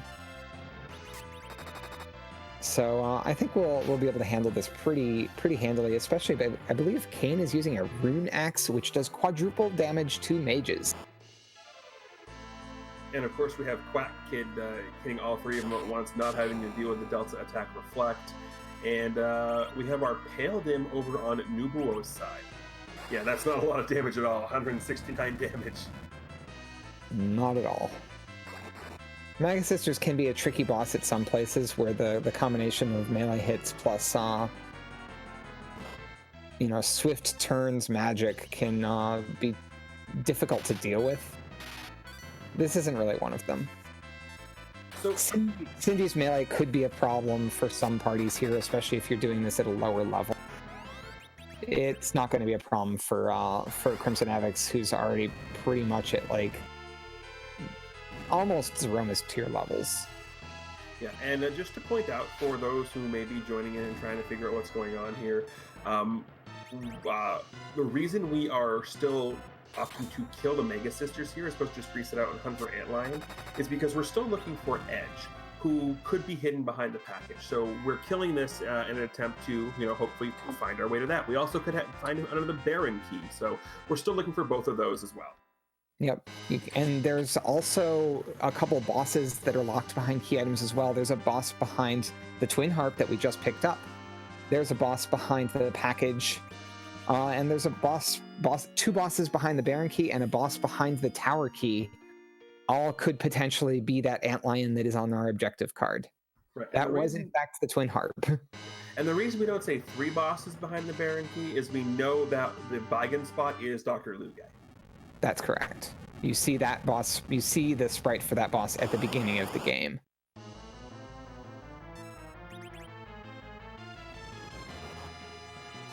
Here's a Valvalis fight. With Kain in our party, this is pretty much trivial. Right, and that goes back to what I mentioned at the very, very beginning of the game when we picked up Kain on the moon, is this going to make the Valvalis fight a lot easier to deal with. Although Cecil with the Excalibur also makes the Valvalis fight a lot easier to deal with. Absolutely, there's kind of 2 ways to get through this fight. One of them is to be jumping with Kain, dropping her back into this form, which has much lower defense and does not have the ultra high magic evasion. The other is to just overwhelm the high defensive tornado form with a strong character. Because despite it having fairly high defense, you can just damage through it and beat her down. Particularly with melee attacks. Most situations, spells will do what Pelham's Virus just did and fizzle. Even a Meteo would has a difficult time getting through. And we have more Ultros Man over on Nubuo's side. Yep, Nubuo on the needs to check character slots as well as key items game plan. Yep, I do find it interesting. Nubuo opted to not pick Tella or Yang up from the Tower of Zot, whereas Crim did pick up Yang. So he is still going with the Cecil Rosa Palom Porum Kain party, or as I like to call it, Adventures in Babies.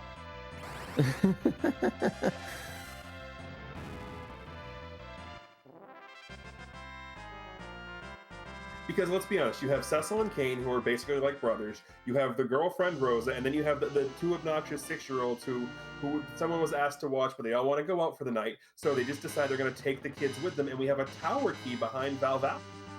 That does block up another boss fight, so that's important to take out of here.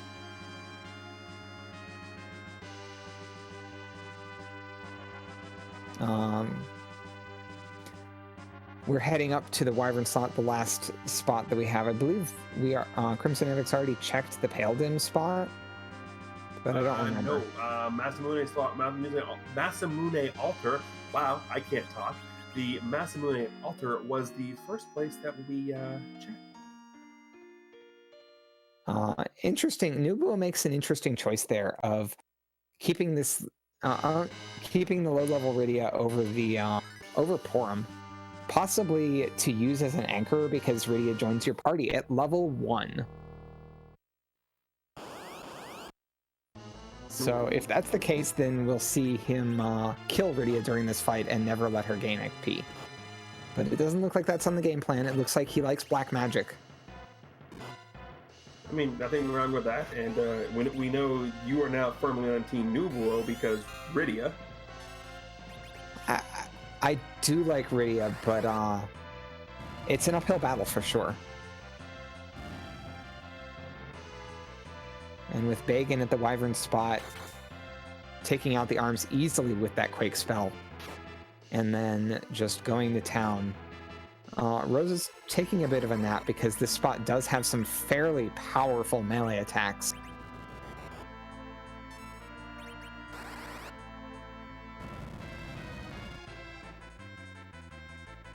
Another thing you have to be careful of on this fight, if you queue up Quake, it will, target all the enemies that are currently there, and if those arms are spawned after the Quake is targeted, then it does not matter if they're alive when the Quake resolves. The Quake will not hit them. So it's like vanilla Final Fantasy 1, where if you target the same character, the same enemy 3 times, and the first guy kills it, the other 2 will attack nothing. Yep. Nubuo picking up his own pack of sirens from the Dwarf Castle shop.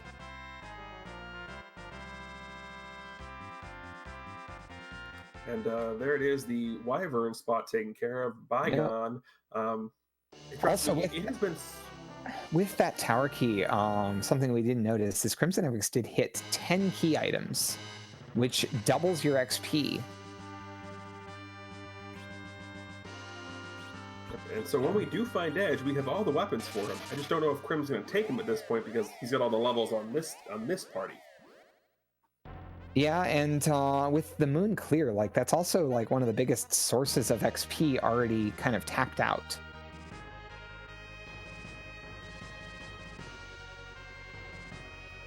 I do want to point out, though, that it was extremely hard for me to go that entire fight and not make a single pun based off of Bygon's name, because there are so many I couldn't say. I'm disappointed in you.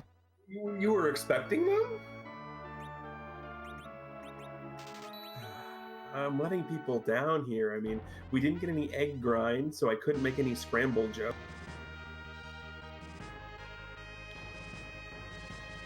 But I mean, I guess I'll just have to let Bagons be Bagons.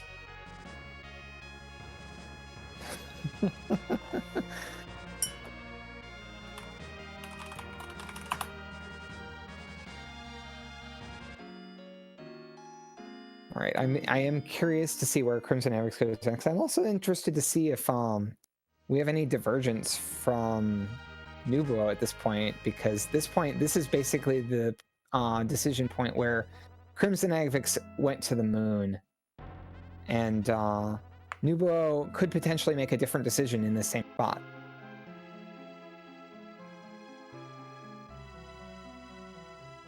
Nubuo is stopping to think, apparently.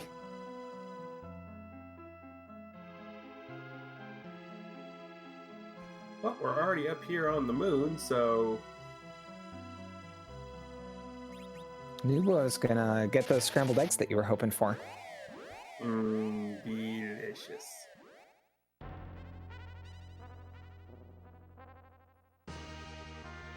Move those sirens right to the top of the inventory, make it nice and quick to scramble each egg in succession. I will do my best to not crack many puns.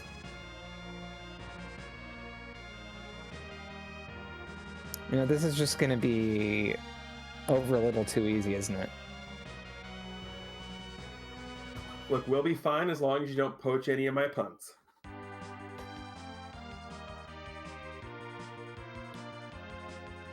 Also, one thing I don't ever understand is you're using the siren. You're calling the monster. You know it's there. How does it ambush you?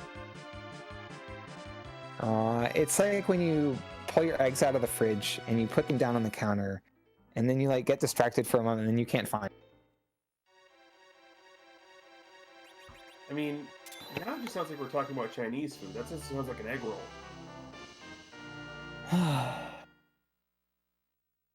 Oh, Rat Tail the Baron Key.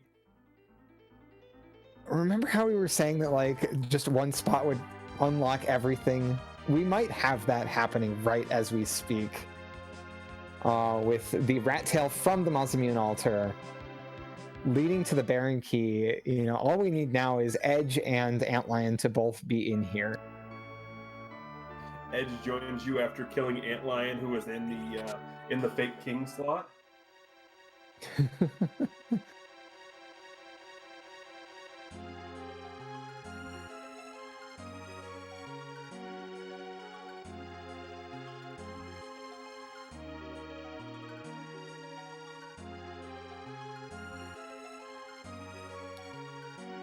but we are continuing with the egg grind as we are, well, scrambling to find more jugs.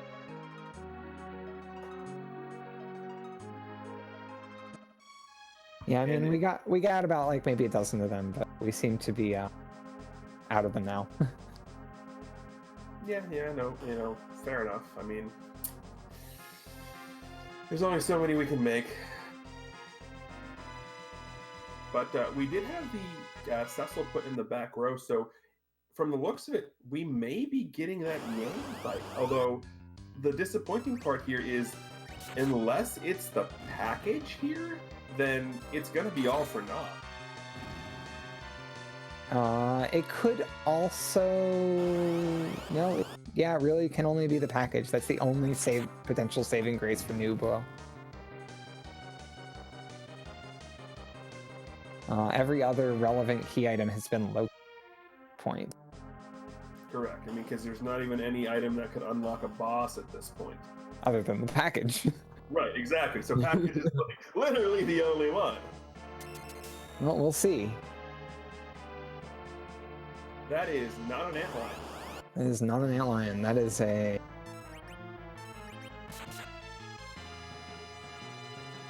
That is a deep ravine. He's gonna get done monologuing and get hit with a giant hole, several thousand damage. He dead, Jim.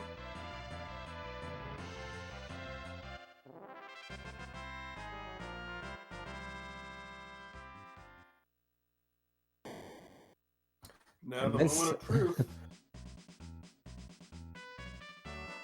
Ouch. We have Fusoya from here. That is distinctively not Edge. I am interested in dropping Palom here when Palom is so close to Nuke. Unfortunately, that we only get a Dragoon Spear out of taking out that Yang. That does give some fast grind options because it does quadruple damage to dragons, which include both dragon eggs and gold dragons on the moon.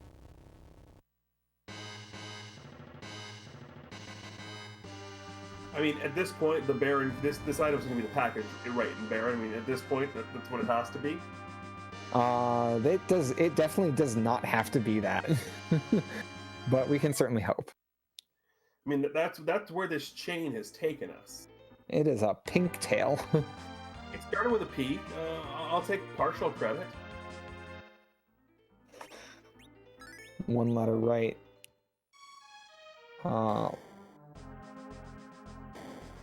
Yeah, but say at this point you pop back into the castle and check out Odin.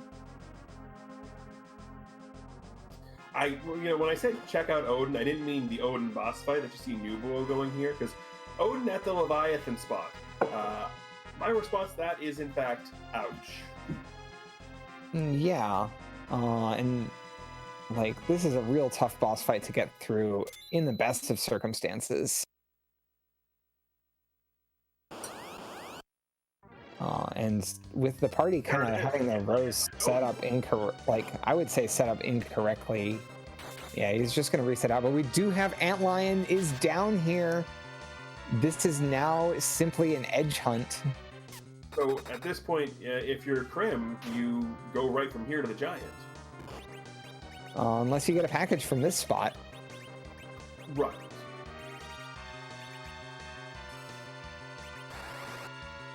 I do like seeing required giant character.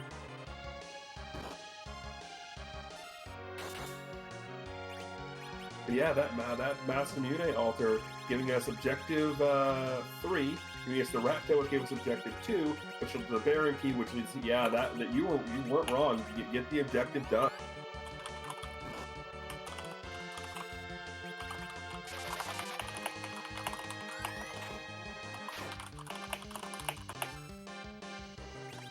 But yeah, definitely, if you're Crim here, if you do not get the package from this spot, you go to Giant. You figure out what the Giant character is. And then if it's not Edge, then, well, time to figure out where the heck the package is game. And at this point, there's not a whole lot of options left. Me personally, I'm hoping it's a Twin Heart because I always want to hear Twin Heart. But it's there. So Crim is in go mode. Well, we don't. Crim has to check two remaining character slots at this point. The Right. package and the giant. If it's not the package, then you head the giant and you're in go. If it is the package, then you just do that. Yeah, I mean, you're in go mode in a sense of there's two other places you need to check. You know where you're going. You are in go mode here. But yeah, you even know exactly which order you're gonna. Nubuo gets a sand ruby out of sealed cave, which we saw previously, but crimsonavix had chosen not to pull it out of the sealed cave because crimsonavix remembered to check the character in Kaipo. And there is Edge. Checks the character. We have Yang burning down the Village of Mist. Edge is here. But anyway, I was mentioning that crimsonavix had remembered who that character was in Kaipo. Nubuo did not, so he does not know that it is not Edge there. So yeah, Holy Mazamune. It is a little awkward having like Edge's ultimate weapons here, but your party's levels are already pretty much set.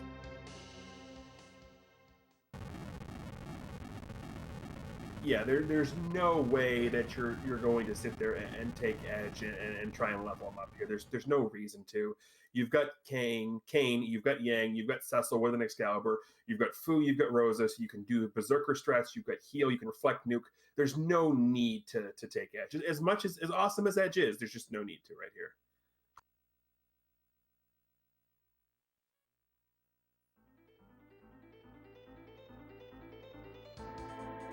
I mean, there is one consideration. Edge, like, if you want, let's say if you don't feel safe going into Zeromus fight with exactly this amount of hit points, particularly on Rosa there, who's only at 1890 or so, and Fu's only at 1900, and you want them to be a little safer against big bangs, you could also take Edge here, knowing that he's going to be getting the catch-up experience where a character that's 5 levels or lower below your median in a full party will get double XP.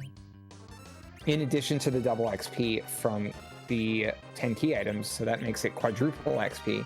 And at that point, like, you know, you go fight 1 or 2 gold dragons and Edge is ready to go. Yeah, I mean, you definitely could do that. I mean, it's all a matter of your comfort level here, as we see Mylon and the Ghasts.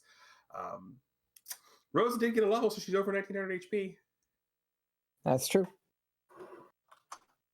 Also, can we shout out to both Kane to Kane here for a minute and Dark Knight Cecil in the real game, because they both sleep with their heavy armor on. Can we give them some love? Like, seriously?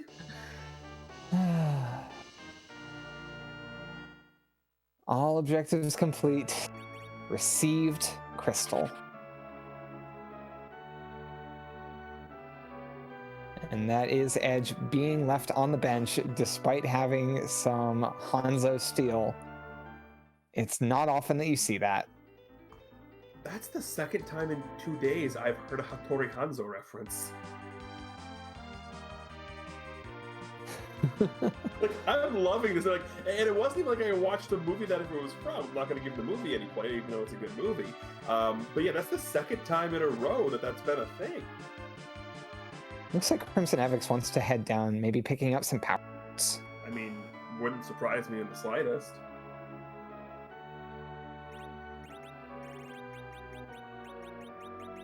Also, interesting play from Nubuo here. We're going to get the top of tower check. I think, you know, if you're Nubuo, you know that you've lost a lot of time from snags earlier on. you have to make an odd gamble.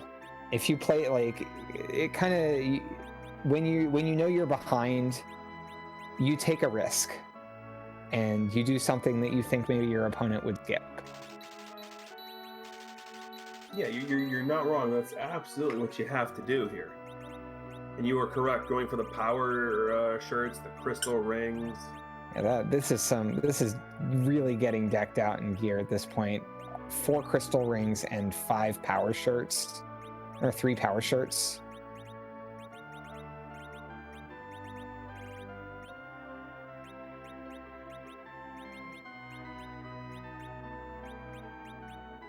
Also, we have a dancing door.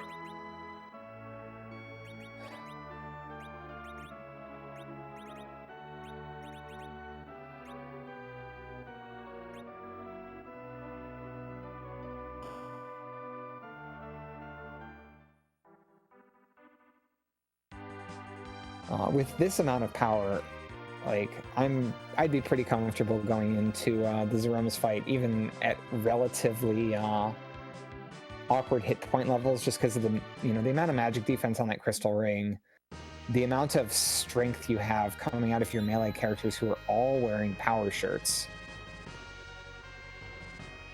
Yeah, that's crazy. Like you really just have to chug that Bacchus wine and go. Yep. I do want to point out here, because, I love some of the juxtapositions you get in the randomizer based on where bosses show up. I mean, the Evil Wall boss fight music is very much like panic, like last 100 seconds of Mario Brothers, like end of level panic attack music. And here at the Dr. Luge fight, it's Dancing Calcabrina, which is a complete bit of whiplash tonally.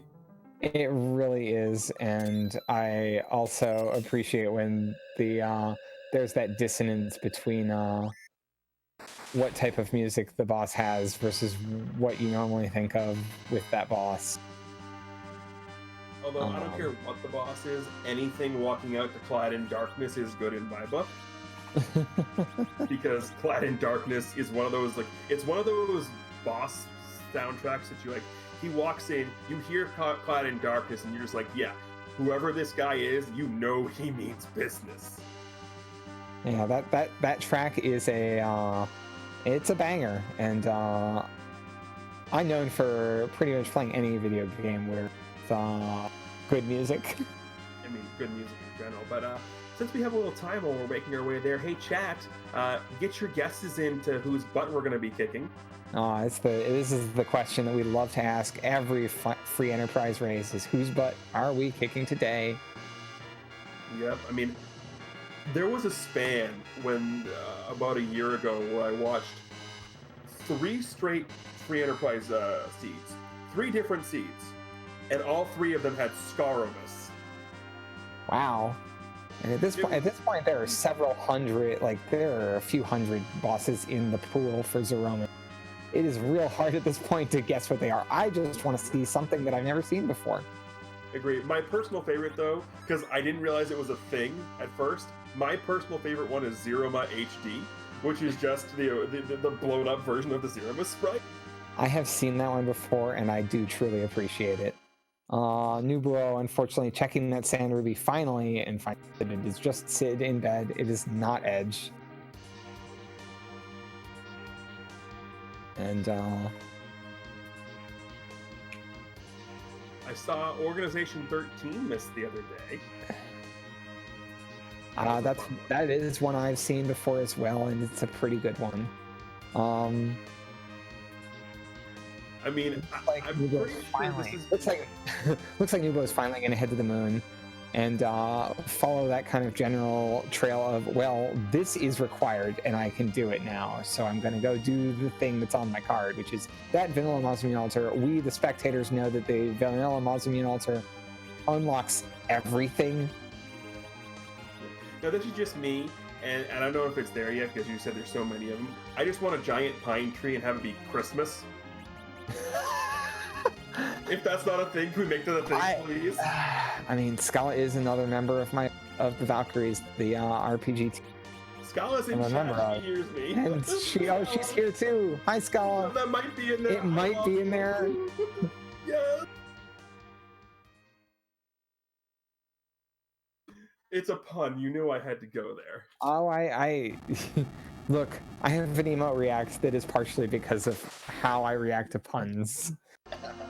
I mean, I have an emote react to pretty much everything. Which I will give you the Valks blank.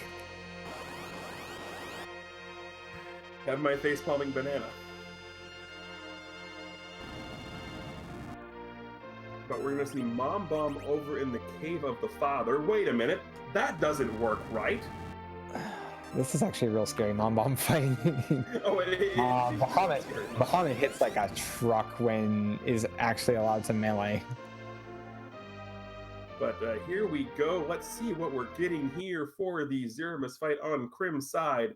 Drumroll, please. Provide your own drumroll. Oh wow, this is not one I've seen before. What is that? Is that like dance, like rhythms? It's DDR! Wow! The rhythm. That's fantastic! Oh, this is beautiful. I have not actually seen this one before, although I knew of it existing. Oh, that's great! Like, and I agree, like, this is one of the fun parts of the randomizer, is, you know, seeing the sprite that Zeromus is going to show up as. And also, if you haven't ever seen this randomizer before, the other thing that we do, when unfortunately we're not going to see it in the seed, is the song that's played through the twin harp is also randomized. So that's definitely something that if you play this, there's aren't a lot of flags, quote unquote, that should be on in every randomizer, but the Zeromus flag and the twin harp flag need to be on every time you play it. Indeed. In fact, they're on by default, and like you have to actively turn them off if you want to. Looks like Nubuo, on the other hand, is in a real rough spot on this Mom Bomb fight, and might not even be making the best judgment calls in trying to recover it. Nice. And an interesting note here, noted in the Twitch chat, but I'm going to say it here for those who might be watching this on YouTube later and not having access to the Twitch chat. The Easter egg, the song that's being referenced in this theater rhythm pattern is, in fact, Zeromus' theme. Shoutouts to the wonderfully amazing Scala Kitty in chat for pointing that out.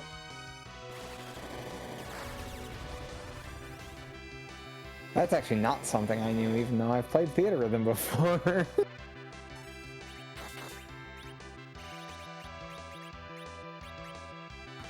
No, Papita. Unfortunately, commentary is not randomized. We sign up, we get selected, and they know what they're getting into when they assign me. There may have been a reason that I jumped into this. Because if you're not getting an eye roll out of me, you're not punning. Did I get an eye roll? You did. Beautiful. Then I've done my job. Mostly when we were scrambling eggs. I mean, nothing wrong with that, but you could say because I got an eye roll, would that put me on fire? Was that a bit of a stretch? That was a long shot. Okay. We'll take it. Did I get an eye roll? Now you did, for rubbing it in.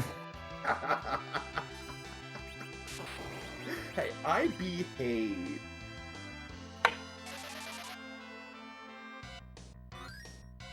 I don't think there's any bees involved right now. Bees? I'm okay with this.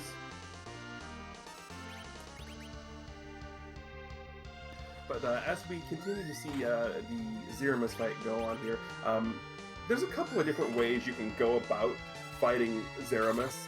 All depends on, how your characters line up, what party you end up having here.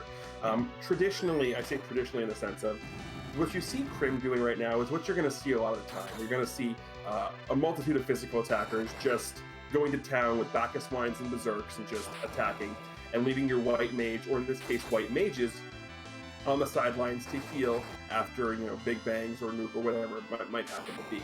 And this is honestly, this is the push button, receive beacon sort of fight button.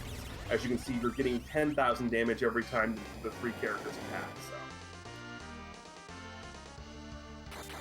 Meanwhile, like if you're very caster heavy, some more interesting Zeromus will counter melee attacks typically, but if you reflect them off of your own party, then he will not, and you can be doing 8 to 9k damage. The fight is actually almost over with the Meteor. It looks like we're going to have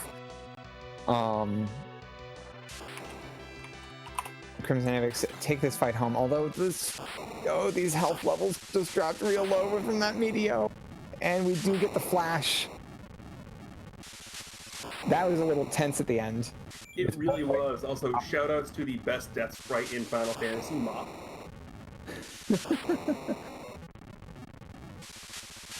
But yeah, that is going to go ahead and put crimsonavix at a record of 2-2 here with an official SRL time of 2 hours, 13 minutes, and 2 seconds. And that little boink noise you heard means we've got a Crim in chat. Hi, Crim. Howdy. By the way, Tej, thanks for crashing my game at the beginning. You're welcome. See what I get for naming you Edward. It was a preemptive revenge for kicking Edward out of your party. And a quick note over on Nubuo's side, he has the quick way to Zeromus as Mom Bomb in the Lair of the Father has the pass. So, Crim, guess I'll start with the sort of way this seed sort of played out. The required hook path to get to the underground. Ogopogo into Plague. What do you think? To reference what So Required just said, I immediately regretted losing Edward. But, I mean, turning it to Battle Speed 6, it was a slog, but it allowed me to get through without issues, so... that was a one heck of a... One thing that I want to bring up, though, at that point in the game, you had the Darkness Crystal. Did you consider doing things on the moon as opposed to going through that hook? And if so, if you thought through that, what was your decision process that led you to the hook route? I did briefly. Honestly, the thing that drove me underground was the fact that I had Adamant and Lead and Sword already. Okay. So I wanted to try to dive underground to get the Excalibur and really make my moon dive a lot easier. I do want to thank for possibly the most entertaining end of game chain reaction possible. Sitting there hunting everything, just hoping to find the edge location, and then having it be the Masamune spot to the Rat Tail to the Baron Key, which gave you access to Antlion, that gave you the package for Edge. I mean, that's just great. It was essentially secretly, there's actually only two objectives. One of them is complete the Tower of Zot, and the other is complete the Masamune altar and then do all the two. Yeah, that was a heck of a chain. Now, question I need to bring up, because I know, like, you and I have had this discussion before, and I know you've forgotten it before. Immediately after coming up through the underground, you made a point to go turn the pan into Sheila. Was that a conscious decision you had to remind yourself of? It did cost me before, but no. I sort of was trying to group things as much as possible, and because that was the last thing I did, I'm like, okay, I immediately know I do this, and then I go to Earth Crystal, and then in all of that, instead of forgetting to go to Sheila, I forgot to heal. And yeah, I lost a little bit of time doing that too. I think the difference between my SRL time and my in-game time was like 22 minutes because of both the glitch at the beginning of the game and then that death. Yeah, that was going to be the question I sort of parlayed that into, but you answered it for me, so good on you. I'm not proud that I think like you. We already covered that. We did.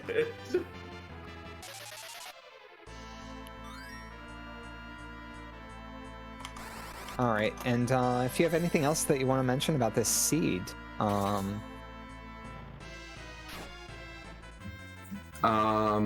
I apologize for not turning in Twin Harp.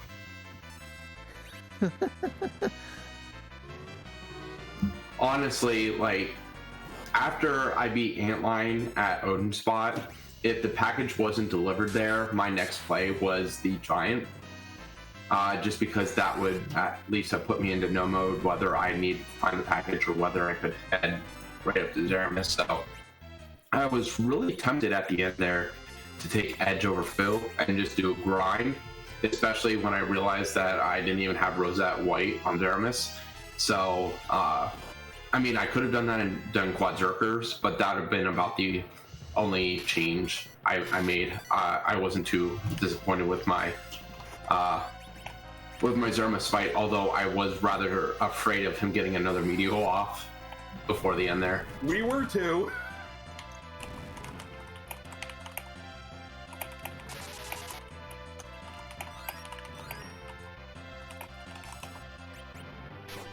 Yeah, I mean, I don't know if I have anything else to, any other questions on that.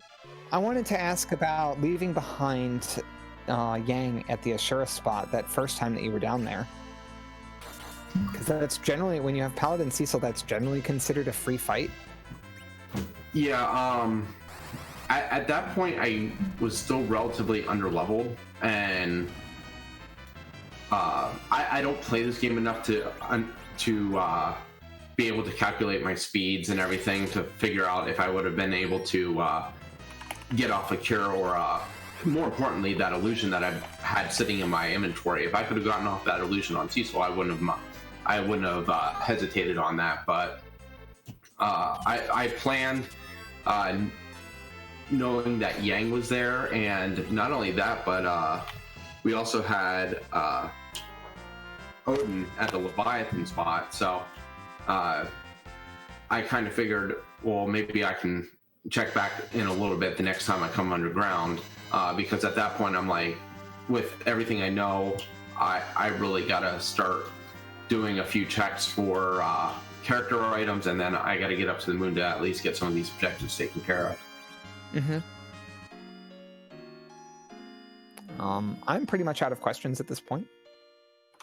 Yeah, I've got nothing else here either, so.